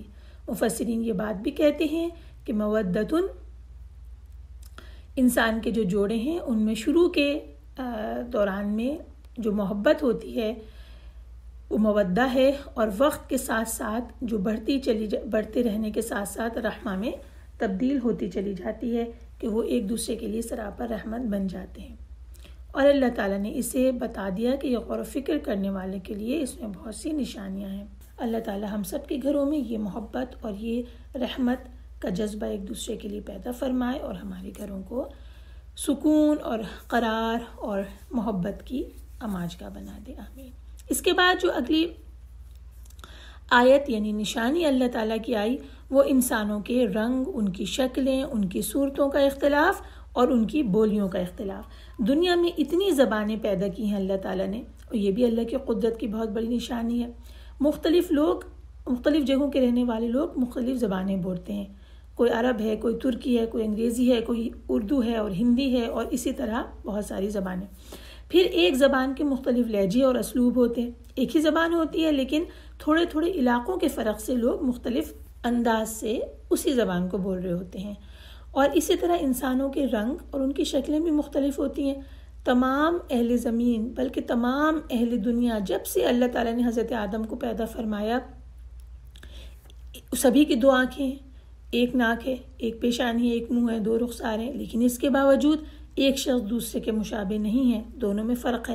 اور اسی طرح ایک علاقے کے جو پیدائش ہے لوگوں کی، ان کے رنگ نسل دوسرے علاقوں سے فرق ہیں، تو یہ سب بھی ان کی آپس کی پہچان کے لیے اللہ تعالیٰ نے پیدا کیا۔ اس کا ہرگز بھی یہ مطلب نہیں ہے کہ ایک دوسرے سے زیادہ برتر یا کمتر ہے، بلکہ یہ سارے کے سارے رنگوں کے اختلاف بھی اور یہ ساری کی ساری قسمیں بھی ایک کو دوسرے سے علیحدہ کرتے ہیں اور انسانوں کی پہچان کا ذریعہ بنتے ہیں۔ یہ بھی اللہ تعالیٰ نے اپنی نشانی کے طور پر ہمیں بتایا ہے۔ اور اس کے بعد اللہ تعالیٰ کی نشانی ہے بجلی۔ لکھا ہے کہ وہ تم کو خوف اور امید دلانے کے لیے بجلی دکھاتا ہے۔ خوف اور امید کیسے؟ کہ کبھی تو بجلی کے بعد برسنے والی تباہ کن بارش اور نقصان جو اس سے ہوتا ہے اور اس کی جو زبردست کڑک ہوتی ہے اس سے انسان ڈر جاتا ہے، خوف اس کو آ جاتا ہے۔ اور طمع کیا ہوتی ہے، لالچ کیا ہوتی ہے، یہ امید لگ جاتی ہے کہ اس کے بعد بارش برسے گی، یہ جو آواز ابھی آئی ہے اس کے بعد بارش آنے والی ہے۔ اور بارش تو وہ ایسی چیز ہے جس کی انسان دعا مانگا کرتا ہے۔ جن علاقوں میں عرصے سے بارش نہیں ہوتی وہاں باقاعدہ بارش کے لیے دعا مانگی جاتی ہے، کیونکہ فصلیں تباہ ہو جاتی ہیں اور زمین کی رویدگی نہیں ہوتی، تو انسان اس بات کی خواہش بھی رکھتا ہے کہ اس پہ بارش برسے، طمع رکھتا ہے، لالچ رکھتا ہے، اور اس کے ساتھ ہی جب تیز بارش برستی ہے تو خوف بھی اسے آتا ہے۔ یہ سب کچھ کس کے ہاتھ میں ہے؟ بارش کا برسانا اور اسے فائدہ مند بنا دینا، یہ سب اللہ تعالیٰ کے ہاتھ میں۔ یہ بھی اللہ تعالیٰ کی نشانیوں میں سے ایک نشانی۔ اور پھر اللہ تعالیٰ نے اپنی نشانی بتائی کہ آسمان اور زمین اللہ کے حکم سے قائم ہے، اور جب وہ تمہیں زمین میں سے ایک ہی بار پکارے گا تو تم یکایک باہر نکل آؤ گے۔ یعنی جب تم ان تمام چیزوں کو جو تمہارے آس پاس ہو رہی ہیں دیکھ رہے ہو، یقین اگر کر لو کہ یہ سب کچھ اللہ تعالیٰ ہی کر رہا ہے، تو پھر اس بات میں یقین کرنے میں تمہیں کیا حرج ہے کہ وہ ایک دن مردوں کو زمین میں سے نکال لے گا۔ جس نے پہلی دفعہ پیدا کیا اس کے لیے اس میں کیا مشکل ہے کہ وہ دوسری دفعہ پیدا کرے؟ اور یہاں لکھا ہوا ہے آیت نمبر 27 میں کہ یہ اس کے لیے زیادہ آسان ہے۔ آئیے اللہ تعالیٰ سے دعا کرتے ہیں، اللہ تعالیٰ ہمیں اپنی آیتوں پہ غور و فکر کرنے والا بنائے، اس کے نتیجے میں ہمارے ایمانوں میں اضافہ فرمائے، آمین۔ آیت کا اگلا مجموعہ 2 آیات پر مشتمل ہے، 28 and 29۔ بسم اللہ الرحمن الرحیم۔ اس نے تمہارے سمجھانے کے لیے خود تمہیں میں سے ایک مثال بیان کی ہے کہ ہم نے تمہیں جو رزق دیا ہے، کیا اس میں تمہارے غلاموں میں سے بھی کوئی تمہارے شریک ہو سکتے ہیں کہ تم اس میں برابر ہو جاؤ؟ تم ان سے ایسے ڈرتے ہو جیسے اپنے ہمسر لوگوں سے۔ اسی طرح ہم اپنی آیات ان لوگوں کے لیے کھول کر بیان کرتے ہیں جو عقل سے کام لیتے ہیں، بلکہ جن لوگوں نے ظلم کیا انہوں نے بغیر علم کے اپنی خواہشوں کی پیروی کی، پھر جسے اللہ نے گمراہ کر دیا ہو اسے کون ہدایت دے سکتا ہے، اور ان کا کوئی مددگار نہ ہوگا۔ یہ 2 آیات کی تشریح کی طرف چلتے ہیں۔ یہاں ایک مثال دی گئی ہے انسان کو سمجھانے کے لیے کہ جب تم یہ بات پسند نہیں کرتے کہ تمہارے جو غلام ہیں اور جو تمہارے نوکر چاکر ہیں، حالانکہ وہ تمہارے ہی جیسے انسان ہیں، لیکن تم اس بات کو پسند نہیں کرتے کہ وہ تمہارے مال و دولت میں شریک ہوں، تمہارے برابر ہو جائیں، تو تم یہ بات کیسے مان لیتے ہو کہ اللہ کے وہ بندے جنہیں اس نے پیدا کیا ہے، بے شک وہ فرشتے ہوں، پیغمبر ہوں، اولیاء ہوں، یا جو شجر اور حجر ہیں، یہ جو آئیڈلز ہیں یہ ہوں، ان میں سے کوئی بھی شے، یہ کیسے تم سوچ سکتے ہو کہ وہ اللہ کے ساتھ شریک ہو جائے؟ یہ سب تو اللہ تعالیٰ کے غلام ہیں، اللہ تعالیٰ کی مخلوق ہیں۔ اپنے لیے تو تم یہ بات پسند نہیں کرتے کہ جو تمہارے غلام ہیں وہ تمہارے برابر کے لیول پہ آ جائیں، تو پھر یہ بات تم کیسے پسند کر لیتے ہو کہ اللہ کے ساتھ دوسروں کو عبادت میں شریک کر لو، دعاؤں میں شریک کر لو، حاجت روائی اور مشکل کشائی میں انہیں شریک کر لو، یا ان کی ورشپ کرنا شروع کر دو، انہیں اللہ کے برابر کا درجہ دے دو؟ کیسے تم اس بات کو صحیح سمجھتے ہو؟ پھر ساتھ میں یہ پوچھا گیا، کیا تم اپنے غلاموں سے ڈرتے ہو؟ کیا تم اپنے غلاموں سے اس طرح ڈرتے ہو جس طرح تم آپس میں ایک دوسرے سے ڈرتے ہو؟ آپس میں ایک دوسرے سے ڈرنے سے مراد یہ ہے کہ اگر کسی کا، فرض کیجئے کہ کسی کا مشترکہ کاروبار ہے یا جائیداد میں کوئی اس طرح کا حصہ ہے، تو وہ ایک دوسرے سے ظاہر ہے کہ پوچھ گچھ کریں گے کہ یہ پیسہ تم نے کیوں خرچ کیا، کیسے خرچ کیا، کہاں خرچ کیا، کیونکہ ان میں برابر کی شراکت داری ہے۔ تو پوچھا یہ جا رہا ہے کہ جس طرح آپس میں تم لوگ جب برابر ہوتے ہو اور ایک دوسرے سے ڈرتے ہو، کیا غلاموں سے اپنے اس طرح سے ڈرتے ہو جو کہ تمہارے انڈر میں ہوتے ہیں، زیر دست ہوتے ہیں؟ ظاہر انسان اس کا یہ جواب دے گا کہ وہ نہیں ڈرتا، کیونکہ مال و دولت میں اس نے اپنے غلام کو شریک نہیں کیا، اپنا ہم مرتبہ نہیں کیا، تو پھر وہ اس سے نہیں ڈرتا ہے۔ اب یہ بات سمجھا کے اس طرف اشارہ کیا گیا ہے کہ کیسے یہ ہو سکتا ہے کہ تم ان بے جان مورتیوں سے ڈرنے لگتے ہو اور سوچتے ہو کہ اگر ان کو تم نے ناراض کر دیا تو یہ تمہارے اوپر کوئی عذاب لے آئیں گے۔ کیسی یہ تمہاری سوچ ہے، کیسی یہ تمہاری عقل ہے؟ اسی لیے تو یہ بتا دیا گیا، اللہ تعالیٰ نے یہ کہہ دیا کذالک نفصل الآیات لقوم یعقلون، ہم عقل رکھنے والوں کے لیے اسی طرح کھول کھول کر آیتیں بیان کر دیتے ہیں۔ یعنی کہ اگر وہ اپنی عقلوں کو استعمال میں لائیں اور غور و فکر کریں تو پھر ان کی سمجھ میں یہ مسئلہ آ جائے گا، توحید کا یہ مسئلہ ان کی سمجھ میں آ جائے گا جو ان آیات سے بالکل صاف اور واضح نکل کے سامنے آ رہا ہے، وہ ان کی سمجھ میں آ جائے گا۔ لیکن کیوں یہ اپنی عقلوں کو نہیں کھولتے؟ اگلی آیت میں اس کا بھی جواب آ رہا ہے 29 میں، بلکہ بات یہ ہے کہ یہ ظالم تو بغیر علم کے خواہش پرستی کر رہے ہیں، اسے کون راہ دکھائے جسے اللہ تعالیٰ راہ سے ہٹا دے؟ ان کا ایک بھی مددگار نہیں۔ یہاں اس کا جواب آ گیا کہ یہ علم کے بغیر جو ان کے دل میں آ رہا ہے، جو ان کی خواہش ہے، بس اس کے پیچھے چلے جاتے ہیں، اس وجہ سے راہ سے بھٹک گئے ہیں، اور جو راہ سے بھٹکنے ہی چاہتا ہے اللہ تعالیٰ بھی اسے راہ سے بھٹکا دیتا ہے، ضلالت کا شکار کر دیتا ہے۔ اللہ تعالیٰ سے اس دعا کے ساتھ آیات کے اگلے مجموعے کی طرف چلتے ہیں کہ اللہ پاک ہمیں وہ عقل عطا کرے جو سیدھے راستے کی طرف رہنمائی کر سکے اللہ تعالیٰ کے حکم سے، ایسی عقل جو صحیح اور غلط میں تمیز کر سکے، اور اللہ ہمیں وہ سوجھ بوجھ عطا کرے جو ہمارے ایمانوں میں اضافے کا باعث بنے، آمین۔ آیت نمبر 30 سے آگے پڑھتے ہیں، بسم اللہ الرحمن الرحیم۔ چنانچہ نبی آپ یکسو ہو کر اپنا رخ دین کی طرف سیدھا رکھیں، اللہ کی فطرت اختیار کرو جس پر اس نے لوگوں کو پیدا کیا ہے، اللہ کی تخلیق میں تبدیلی نہیں ہو سکتی، یہی سیدھا دین ہے، لیکن اکثر لوگ نہیں جانتے۔ اس کی طرف رجوع کرتے ہوئے دین پہ قائم رہو اور تم اس سے ڈرتے رہو اور صلاۃ قائم کرو اور تم مشرکوں میں سے نہ ہو جاؤ، یعنی جن لوگوں نے اپنے دین کو ٹکڑے ٹکڑے کر دیا اور وہ کئی گروہ ہو گئے۔ ہر گروہ کے پاس جو کچھ ہے وہ اسی پر خوش ہے، اور جب لوگوں کو کوئی تکلیف پہنچتی ہے تو اپنے رب کی طرف رجوع کرتے ہوئے اسی کو پکارتے ہیں، پھر جب وہ اپنی طرف سے انہیں رحمت کا مزہ چکھاتا ہے تو ان میں سے کچھ لوگ اپنے رب کے ساتھ شرک کرنے لگتے ہیں تاکہ وہ اس چیز کی ناشکری کریں جو ہم نے انہیں دی، تو تم فائدہ اٹھا لو، پھر جلد تم جان لو گے۔ کیا ہم نے ان پر کوئی ایسی دلیل نازل کی ہے کہ وہ ان کے شرک کرنے کو صحیح بتاتی ہو؟ اور جب ہم لوگوں کو اپنی رحمت کا مزہ چکھاتے ہیں تو وہ اس پر خوش ہوتے ہیں، اور اگر ان کے ہاتھوں کے آگے بھیجی ہوئی کمائی کی وجہ سے کوئی مصیبت انہیں آ لے تو وہ فوراً نا امید ہو جاتے ہیں۔ کیا انہوں نے نہیں دیکھا کہ بے شک اللہ جس کے لیے چاہے رزق کشادہ کر دیتا ہے اور جس کے لیے چاہے تنگ کر دیتا ہے؟ بلا شبہ اس فراخی اور تنگی میں ان لوگوں کے لیے عظیم نشانیاں ہیں جو ایمان لاتے ہیں۔ آیت نمبر 37 تک ہم نے ابھی پڑھا۔ اب یہاں دیکھیے کہ حکم آ رہا ہے کہ آپ یکسو ہو کر اپنا منہ دین کی طرف متوجہ کر دیں، اللہ کی وہ فطرت جس پہ اس نے لوگوں کو پیدا کیا ہے۔ اب اس کے کیا معنی ہیں؟ فطرت کے معنی خلقت یعنی پیدائش کے ہیں۔ یہاں رسول اللہ صلی اللہ علیہ وسلم کی حدیث یہاں پہ کوٹ کی گئی جو بخاری میں ہے، ہر بچہ فطرت پہ پیدا ہوتا ہے لیکن پھر اس کے ماں باپ اس کو یہودی، عیسائی اور مجوسی وغیرہ بنا دیتے ہیں۔ حدیث کے الفاظ ختم ہوئے، اس سے پتہ چلا کہ انسان فطرت پر، توحید پر پیدا ہوتا ہے، یہ اس کی جبلت میں شامل ہے، پھر بعد میں اپنے ماحول کے اثرات سے وہ اس فطرت سے دور نکل جاتا ہے، اور جسے اللہ توفیق دے وہ اس کے اوپر واپس پلٹ بھی آتا ہے۔ اور یہاں یہ بتا دیا گیا کہ اللہ کی اس خلقت میں یعنی فطرت میں تبدیلی نہ کرو، یعنی ہماری ذمہ داری یہ ہے کہ صحیح تربیت کے ذریعے سے اسی فطرت کی نشو و نما کریں تاکہ ایمان اور توحید بچوں کے دل و دماغ میں پکا اور راسخ ہو جائے۔ اور پھر اس کے بعد یہ بات بتا دی گئی کہ ان لوگوں میں سے جنہوں نے اپنے دین کو ٹکڑے ٹکڑے کر دیا اور گروہ گروہ ہو گئے، جو اصل دین تھا اسے چھوڑ کر یا اس میں اپنی منمانی تبدیلیاں کر کے الگ الگ فرقوں میں بٹ گئے، اور اس کے بعد گروہ گروہ ہو گئے، اور ہر گروہ اپنا ایک دین بنا کے اسے آگے بڑھ گیا اور اسی کو اس نے اصل دین قرار دے دیا، اور اس کے اوپر خوش بھی ہے اور مطمئن بھی ہے۔ اور بدقسمتی سے ملت اسلامیہ کا بھی یہی حال ہوا کہ وہ مختلف فرقوں میں بٹ گئے، اور ہر فرقہ اس بات کے اوپر مطمئن ہے کہ جو وہ کہہ رہا ہے وہی حق ہے۔ اور حق اور سچ کیا ہے؟ حق اور سچ وہی ہے جس کی پہچان رسول اللہ صلی اللہ علیہ وسلم نے بتا دی ہے، اور انہوں نے یہ بات بتا دی کہ میرے اور میرے صحابہ کے طریقے پہ چلنے والا ہی حق پر اور سچ پر ہوگا۔ اللہ تعالیٰ ہمیں اسی طریقے پہ چلنے کی توفیق عطا فرمائے۔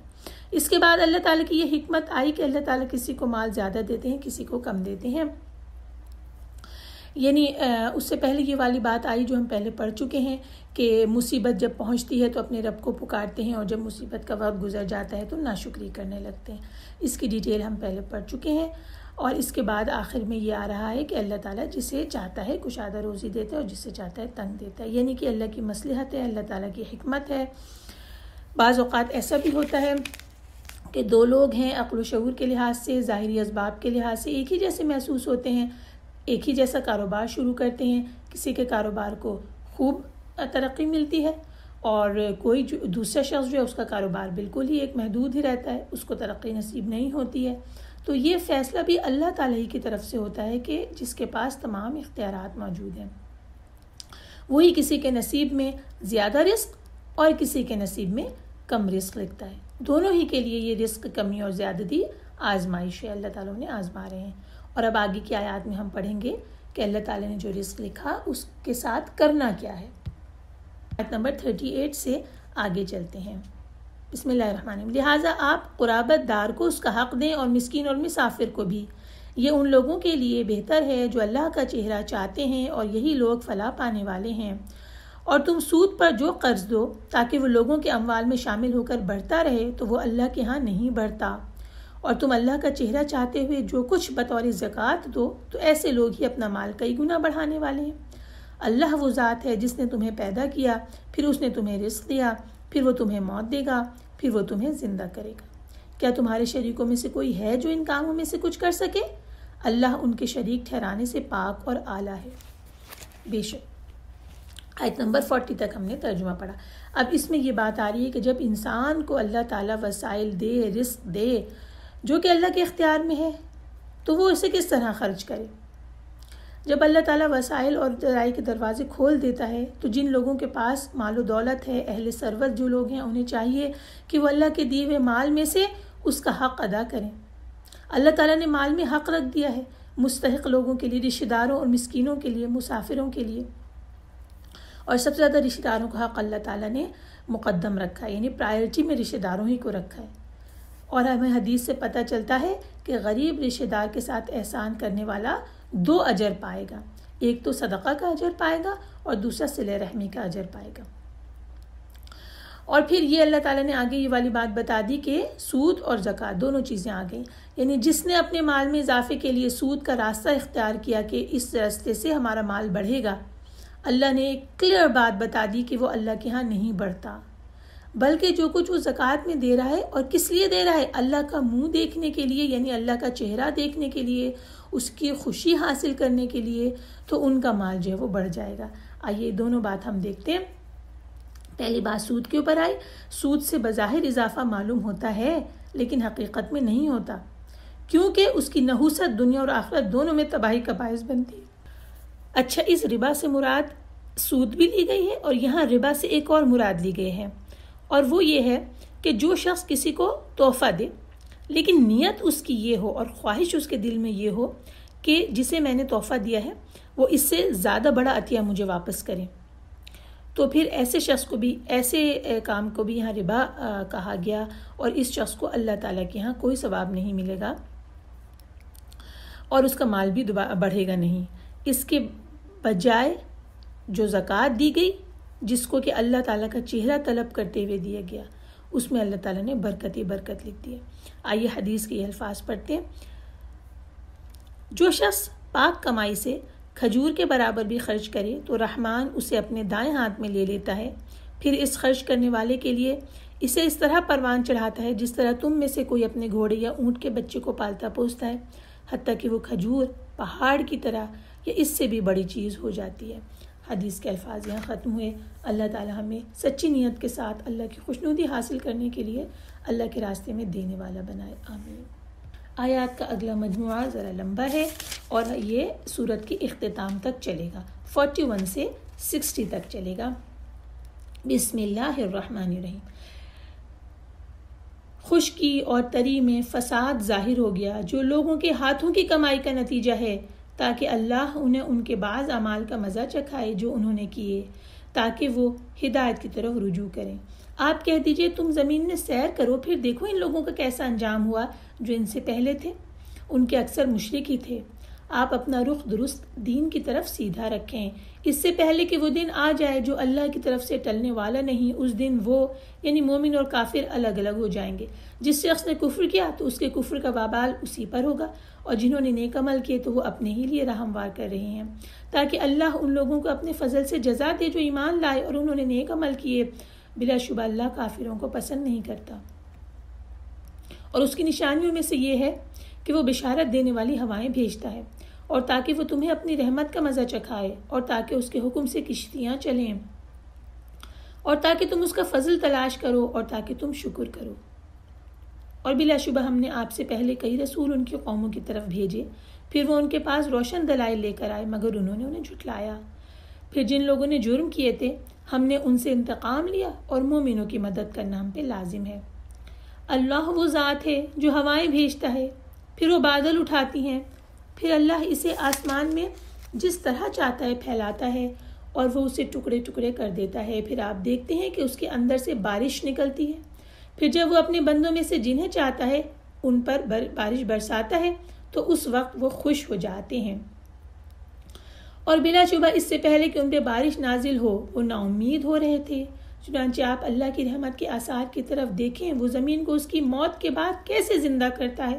بے شک وہ ضرور مردوں کو زندہ کرنے والا ہے، اور وہ ہر چیز پر خوب قادر ہے۔ اور اگر ہم تند و تیز ہوا بھیج دیں پھر وہ اس کھیتی کو زرد پڑتی دیکھیں تو اس کے بعد وہ ضرور ناشکری کرنے لگتے ہیں۔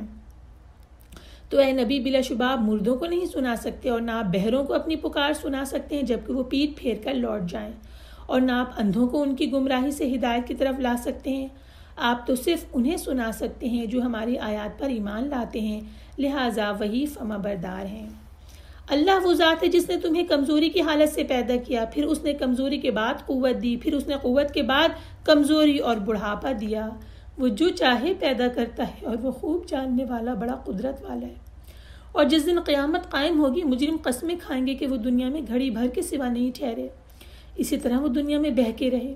اور جن لوگوں کو علم اور ایمان دیا گیا وہ کہیں گے یقیناً تم تو جیسا کہ اللہ کی کتاب میں ہے دوبارہ اٹھانے کے دن یعنی قیامت تک ٹھہرے رہے. چنانچہ یہی دوبارہ اٹھانے کا دن ہے، لیکن تم تو اسے حق نہیں جانتے تھے. چنانچہ اس دن ظالم لوگوں کو ان کی معذرت کوئی نفع نہ دے گی اور نہ ان کو توبہ کا موقع دیا جائے گا. اور بلا شبہ ہم نے اس قرآن میں لوگوں کے لیے ہر مثال بیان کر دی ہے، اور اگر آپ ان کے پاس کوئی نشانی لائیں تو جن لوگوں نے کفر کیا وہ ضرور کہیں گے تم تو نیرے جھوٹے ہو. اسی طرح اللہ ان لوگوں کے دلوں پر جو سمجھ نہیں رکھتے مہر لگا دیتا ہے. لہٰذا آپ صبر کیجیے، بلا شبہ اللہ کا وعدہ سچا ہے، اور آپ کو وہ لوگ ہلکا نہ کر دیں یعنی بے صبرا نہ کر دیں جو یقین نہیں رکھتے. صدق اللہ العظیم. آیات 41 اور 42 بہت گہرائی سے سمجھنے کی ضرورت ہے. بیان کیا گیا ہے کہ خشکی اور تری میں لوگوں کی بدعمالیوں کے باعث فساد پھیل گیا، اس لیے کہ انہیں ان کے بعض کرتوتوں کا پھل اللہ تعالیٰ چکھا دے. ممکن ہے کہ وہ باز آ جائیں. اب دیکھیے یہاں پر ہم سب سے پہلے دیکھتے ہیں خشکی اور تری کیا ہے، بر اور بحر کیا ہے. لکھا ہے بر سے مراد خشکی یعنی کہ انسانی آبادیاں، ڈرائی لینڈز، اور بحر سمندر ہیں، سمندری راستے ہیں یا ساحل کے علاقے میں جو آبادیاں ہوتی ہیں وہ ہیں. ان دونوں میں فساد برپا ہو گیا. اللہ نے بتا دیا فساد کیا ہے. فساد سے مراد ہر وہ بگاڑ ہے جو انسانوں کے معاشرے میں اور آبادیوں میں ان کا امن اور سکون برباد کر دے، چین سے زندگی گزارنا مشکل ہو جائے، وہ فساد ہوگا. اور کیوں فساد آیا؟ ان کی اپنی بدعمالیوں کی وجہ سے، ان کے اپنے عمل کی وجہ سے اللہ تعالیٰ نے فساد زدہ انہیں کر دیا. جب انسانوں نے ظلم شروع کر دیا، اور سب سے بڑا ظلم شرک ہے، اور پھر اللہ کی حدوں کو پامال کرنا شروع کیا، یعنی کہ اللہ تعالیٰ کی جنہیں جو لمٹس دی ہیں انہیں کراس کر لیا، بڑے بڑے گناہوں میں ملوث ہو گئے، اخلاقی ضابطوں کو توڑ دیا، قتل اور خونریزی عام ہو گئی، تو پھر اللہ تعالیٰ آسمان سے بھی آفات نازل فرماتے ہیں، سزا کے طور پر دیتے ہیں، جیسے قحط، موت، بہت زیادہ موت کا آنا، خوف کا طاری ہونا، کسی جگہ پہ سیلاب کے ذریعے، کسی جگہ کوئی اور آسمانی آفت کے ذریعے پوری کی پوری آبادی کا برباد ہو جانا. یہ سب انسان کی نافرمانیاں ہیں. جب انسان نافرمانیوں کو اپنی وتیرہ بنا لے یعنی دن اور رات کرنے لگیں تو پھر اللہ تعالیٰ شر کا رخ انسان کی طرف پھیر دیتے ہیں، زمین فساد سے بھر جاتی ہے. یہ اللہ تعالیٰ کیوں کرتے ہیں؟ آگے خود ہی یہ بات آئی کہ تاکہ اللہ تعالیٰ انہیں ان کے کرتوتوں کا پھل چکھائے، ممکن ہے کہ وہ باز آ جائیں. لعلہم یرجعون، اللہ کی طرف پلٹ آئیں. تو یہ جو اللہ تعالیٰ نے آزمائش کی ہے اعمال کی سزا کے طور پر، یہ مالوں، جانوں اور پھلوں میں کمی کی ہے، یہ اس وجہ سے کہ وہ اپنے گناہوں سے باز آئیں اور اللہ کی طرف رجوع کریں. یہاں لکھا گیا ہے کہ جس معاشرے میں اللہ کی اطاعت کا نظام قائم ہوگا، اللہ تعالیٰ کی حدود نافذ ہوں گی، یعنی جرم کرنے والے کو سزا دی جائے گی. ظلم کے بجائے عدل کا جہاں دورہ ہوگا وہاں پر امن و سکون بھی ہوگا اور اللہ تعالیٰ کی طرف سے خیر و برکت کا نزول بھی ہوگا. ایک حدیث ہے جس کا یہ الفاظ ہیں، بسم اللہ الرحمن الرحیم، زمین میں اللہ کی ایک حد کا قائم کرنا وہاں کے انسانوں کے لیے 40 روز کی بارش سے بہتر ہے. حدیث کے الفاظ ختم ہوئے، اور اس کی وجہ یہ ہے کہ جب حدود قائم کی جائیں گی، جیسے کہ چور کو چوری کرنے پہ ہاتھ کاٹا جائے، یہ والی اس طرح جو حدود قائم کی جائیں گی تو لوگ حرام کاموں کے ارتکاب سے رکیں گے. جب وہ معاصی، محرمات یعنی حرام کاموں کے کرنے سے رکیں گے تو یہ آسمانوں اور زمینوں سے برکتوں کے نزول کا باعث بنے گا. اسی طرح جب زمین برائیوں سے بھر جاتی ہے تو اس وقت نہ صرف یہ کہ انسان بے چین ہوتے ہیں بلکہ روئے ارض کے دوسرے تمام جو چیزیں ہیں وہ بھی بے چین رہتی ہیں. یہ بھی ایک ہمیں حدیث سے پتہ چلتا ہے، صحیح بخاری کی حدیث سے الفاظ میں ترجمہ پیش کر رہی ہوں. جب ایک بدکار آدمی فوت ہو جاتا ہے تو بندے ہی اس سے راحت محسوس نہیں کرتے، شہر بھی اور درخت بھی اور جانور بھی آرام پاتے ہیں۔ حدیث کے الفاظ ختم ہوئے۔ یہاں ان دونوں آیات سے ہمیں یہ بات پتہ چلی کہ اللہ تعالیٰ کے نظام کو قائم کرنا نہ صرف انسانوں کے لیے، اس پورے کرۂ ارض کے لیے، اس کے سکون کے لیے کتنا زیادہ ضروری ہے۔ اس کے بعد کی آیات میں یہ بتایا گیا کہ زمین پر چل پھر کر دیکھو کہ کیا انجام ہوا شرک کرنے والوں کا، لہذا ہر قسم کے شرک کو چھوڑ کر اپنا رخ سیدھے اور سچے دین کی طرف پھیر لیں، کیونکہ وہ دن آنے والا ہے جو ٹلے گا نہیں، اور اس میں کفر کرنے والوں کو، شرک کرنے والوں کو ان کا انجام پتہ چل جائے گا، ایمان لانے والوں کو، نیک عمل کرنے والوں کو ان کا انجام پتہ چل جائے گا۔ اس کے بعد کی جو آیات ہیں اس میں اللہ تعالیٰ نے پھر اپنی نشانیاں بیان کی ہیں توحید کے لیے اور آخرت کے لیے، کہ کس طرح اللہ تعالیٰ ہواؤں کو بھیجتے ہیں، کس طرح بارش نازل ہوتی ہے، اور کس طرح اللہ تعالیٰ پہلے انسان مایوس ہو رہا ہوتا ہے کہ بارش نازل ہی نہیں ہوگی، اور پھر اللہ کے رحم سے بارش بھی آ جاتی ہے، اور اس طرح زمین دوبارہ زندہ ہو جاتی ہے۔ بالکل اسی طرح اللہ تعالیٰ مرنے والوں کو اس زمین سے دوبارہ نکالیں گے اور وہ زندہ ہو جائیں گے۔ لیکن یہ ساری کی ساری باتیں سمجھ وہی لوگ سکتے ہیں جن کو کہ عقل ہو اور جن کو کہ عبرت ہو اور جن کو کہ تعصب، جن کے دل میں تعصب نہ ہو۔ وہ جو پیٹ پھیر کر بھاگے چلے جا رہے ہیں ان کو تو نبی پاک صلی اللہ علیہ وسلم بھی سنا نہیں سکتے، اور جو اندھے بنے ہوئے ہیں ان کو دکھلا نہیں سکتے۔ پھر اللہ تعالیٰ نے انسان کو ایک اور اپنی قدرت کی نشانی دکھلائی کہ کس طرح ہم سب کے آنکھوں کے سامنے یہ نشانی روز آتی ہے کہ کس طرح ایک بچہ اس دنیا میں آتا ہے۔ ہم مائیں ہیں، ہم جانتے ہیں کہ کمزوری کی اس حالت میں کس طرح سے ہر چیز کے لیے وہ مجبور تھا، اور اس کے بعد رفتہ رفتہ اس میں توانائی آتی چلی گئی یہاں تک کہ وہ جوان ہو گیا، اور پھر اس توانائی کے بعد وقت گزرنے کے ساتھ ساتھ اس پہ کمزوری آئی، اور کمزوری کے بعد بڑھاپے کا عالم آیا۔ یہ سب کچھ جس نے کیا اور جو کہ اس پر پورا کا پورا قادر ہے، اس کے لیے اس بات میں کیا مشکل ہے کہ اس انسان کو دوبارہ سے وہ پیدا کر دے، اور جب وہ دوبارہ پیدا ہو جائیں گے اور اس وقت وہ پوری زندگی جس میں کہ وہ پیدا ہوئے اور کمزوری سے توانائی کی طرف گئے، توانائی سے پھر کمزوری یعنی بڑھاپے کی طرف گئے، اور پھر زمین میں واپس لوٹ گئے، اس پورے کے پورے عمل کو وہ کہیں گے کہ ایک گھڑی کے سوا ہم نہیں یہاں پہ ٹھہرے، اتنا سا لگے گا یہ وقت۔ اور جو لوگ ایمان لے آئے تھے اور جنہوں نے نیک عمل کیے تھے انہیں اس بات کی سمجھ بالکل اچھی طرح آ جائے گی کہ ہم یوم قیامت تک ٹھہرے رہے ہیں، اور یہی بات ہمیں کتاب میں بتا دی گئی تھی، اور وہی دن تو ہے جس کا کہ وعدہ کیا گیا تھا، یہ وہی دن ہے جس میں ہم دوبارہ اٹھیں۔ تو یہ دیکھیے کہ اللہ تعالیٰ نے کس طرح ان کی آنکھیں اس دنیا میں بھی کھلی رکھی، اور کس طرح جب وہ محشر میں کھڑے ہوں گے تو ان کو سمجھ میں آ جائے گا کہ یہاں پر کیا ہو رہا ہے اور آگے کیا ہونا ہے۔ اور پھر جو مطالبہ کرتے رہتے تھے کہ نشانی لائیں نشانی لائیں، یہاں آخری آیات میں یہ بتا دیا گیا کہ کوئی نشانی، کوئی معجزہ ان کے سامنے آ جائے پھر بھی یہ اسے جھٹلا دیں گے، اور رسول اللہ صلی اللہ علیہ وسلم کو صبر کا حکم دیا گیا، یعنی ان کی جو مخالفت ہے، ہم نے دیکھا نا کہ یہ صورت اس زمانے میں نازل ہوئی جب حبشہ کی ہجرت کا زمانہ تھا، تو جو مخالفت اور جو تکلیف ان لوگوں کو دی جا رہی تھی، اللہ تعالیٰ نے مدد کا جو وعدہ کیا ہے وہ ضرور پورا ہوگا، اس لیے اللہ تعالیٰ نے نبی پاک صلی اللہ علیہ وسلم کو صبر کرنے کا کہا، اور کہا کہ اللہ کا وعدہ سچا ہے، اور آپ کو وہ لوگ ہلکا نہ کریں، یعنی بے صبرا نہ کریں۔ یہاں یہ لکھا ہوا ہے کہ رسول اللہ صلی اللہ علیہ وسلم اور صحابہ کرام سب کو اس بات میں تلقین کی جا رہی ہے کہ وہ لوگ جو بھی آپ کے خلاف کر رہے ہیں اس کے نتیجے میں آپ غضبناک نہ ہوئیے گا، غصہ نہ کیجیے گا، صبر اور حلم جو ہے اسے ترک نہ کیجیے گا، اور نہ ہی ان کے ساتھ کسی قسم کی بات چیت اور مصالحت کیجیے گا، بلکہ اپنے موقف پر جمے رہیں، ڈٹے رہیں، اس سے بالکل نہ ہٹیں، اور اس کے بعد اللہ تعالیٰ کی مدد و نصرت بھی آ گئی۔ وآخر دعوانا الحمدللہ رب العالمین۔ اللہ تعالیٰ ہمیں عمل کی توفیق عطا فرمائے، جو کچھ ہم نے پڑھا اور اسے اپنے یہاں قبول فرمائے۔